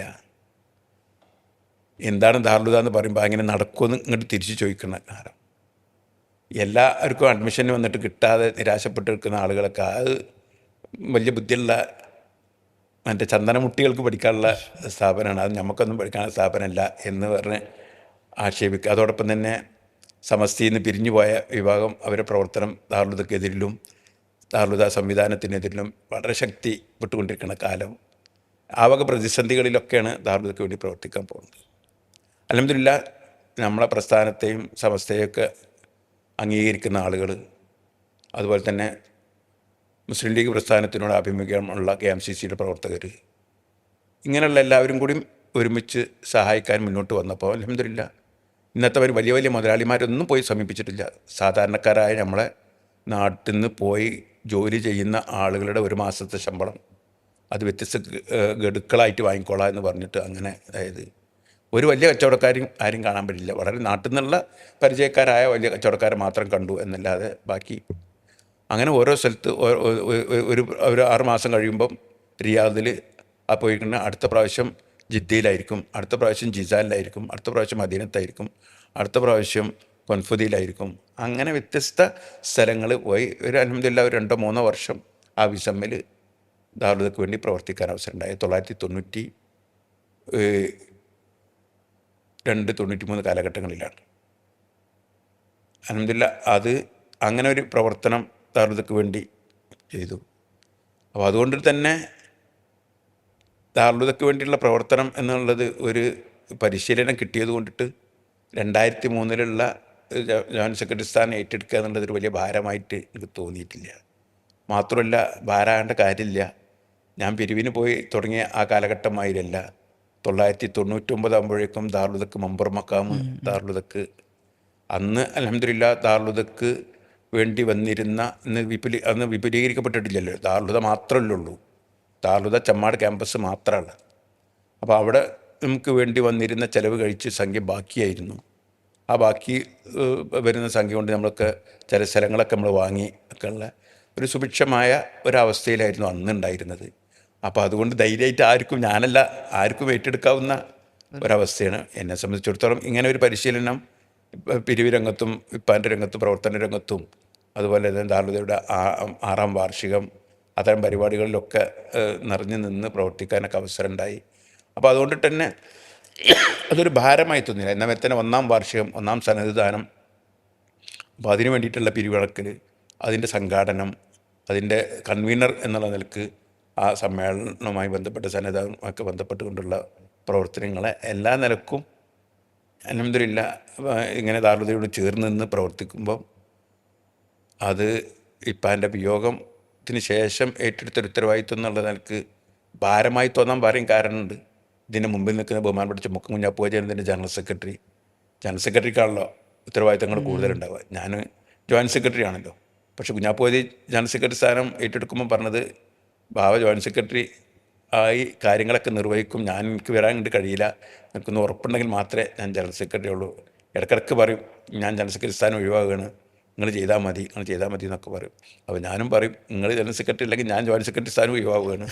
നിങ്ങൾ ജനറൽ സെക്രട്ടറി ആയതുകൊണ്ടാണ് ഞാൻ ജോയിൻറ്റ് സെക്രട്ടറി ആയി നിൽക്കുന്നത്. നിങ്ങളവിടെ ചെയ്താൽ മതി, ബാക്കി കാര്യങ്ങളൊക്കെ ഞാൻ ചെയ്തോളാം.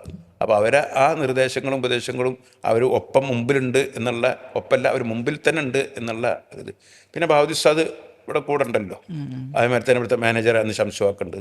ഏറ്റവും കൂടുതൽ ആശ്വാസം സെയ്ദ് അൽവിയാജി ഒപ്പമുണ്ട്, എല്ലാ ദിവസവും അന്ന് ഇവിടെ വരുന്നുണ്ട്.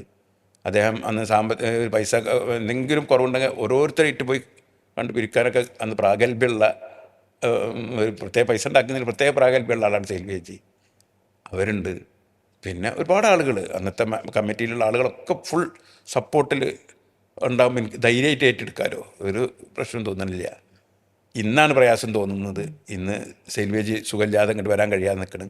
ശംസുവാക്ക രോഗസ്ഥയിൽ വീട്ടിൽ വിശ്രമിക്കണം. ഉമർ അലി ശിഹാബ് തങ്ങൾ അന്ന് ഞാൻ ഏറ്റെടുക്കുമ്പം ഉമർ അലി ശിഹാബ് തങ്ങളാണ് പ്രസിഡൻറ്റ്. ഉമർ അലി ശിഹാബ് തങ്ങളുടെ നേതൃത്വം എന്നുള്ളത് വളരെ വലിയ അനുഗ്രഹമാണ്. ഏത് പ്രതിസന്ധി ഉണ്ടെങ്കിലും അവിടെ പോയി പറഞ്ഞാൽ അതിന് പരിഹാരമുണ്ട്. പിന്നെ അദ്ദേഹത്തിൻ്റെ വിയോഗശേഷം സെയ്ദ് ഹൈദരലി ശിഹാബ് തങ്ങളാണ്. ഹൈദരലി ശിഹാബ് തങ്ങളാകുമ്പോഴാണ് ഞാൻ ജനറൽ സെക്രട്ടറി ആകുന്നത്. അവരൊക്കെ മുമ്പിലുണ്ട് എന്നുള്ളൊരു ധൈര്യമുണ്ട്. ഇന്നാണ് ഒരാശങ്കയും പേടിയും. ഇന്ന് നമുക്ക് സാമ്പത്തികമായി നമുക്ക് ചിലവ് കൂടുതലുള്ളത് കൊണ്ട് ആ ചിലവിനനുസരിച്ചുള്ള വരുമാനത്തിലുള്ള കുറവ് വരുന്നത് കൊണ്ട് നമുക്കുണ്ടാകുന്ന സാമ്പത്തിക പ്രയാസം, അതോടൊപ്പം ഇത്തരം കാര്യങ്ങൾ വരുമ്പം ആ പഴയ നേതൃത്വം സെയ്ദ് ഹൈദരലി ശിഹാബ് തങ്ങളും സെയ്ദ് ഉമർ അലി ശിഹാബ് തങ്ങളും ഇല്ലാത്ത ഒരവസ്ഥ. സെയ്ദ് സാദിഖ് അലി ശിഹാബ് തങ്ങൾ നേതൃത്വത്തിൽ മുൻപന്തിയിലുണ്ട്, ബഹുമാനപ്പെട്ട ഒരു അത്താണിയാണ്. പക്ഷേ മറ്റുള്ളവരെ പോലെ ഒഴിവില്ലാത്തത് കൊണ്ട് രാഷ്ട്രീയ രംഗത്തും മറ്റേ രംഗത്തൊക്കെ നിറഞ്ഞ പ്രവർത്തനങ്ങൾക്ക് വേണ്ടിയിട്ട് അവസരം നീക്കി വെക്കേണ്ടത് കൊണ്ടിട്ട് ദാറുൽഹുദ മാത്രം ശ്രദ്ധിക്കാൻ കഴിയുന്ന ഒരു സാഹചര്യമില്ല. നേരെ മറിച്ച് സെയ്ദ് ഉമർ അലി ശിഹാബ് തങ്ങളും സെയ്ദ് ഹൈദരലി ശിഹാബ് തങ്ങളൊക്കെ ദാറുൽഹുദക്ക് വേണ്ടി അവർക്ക് കുറേ സമയം ചിലവാക്കാനുള്ള അവസരം ഉണ്ടായിരുന്നു, സമയമുണ്ടായിരുന്നു. അപ്പോൾ അത്തരം കാര്യങ്ങളൊക്കെ ഒരു പ്രതിസന്ധി ഇന്നുണ്ട് എന്ന് മാത്രം.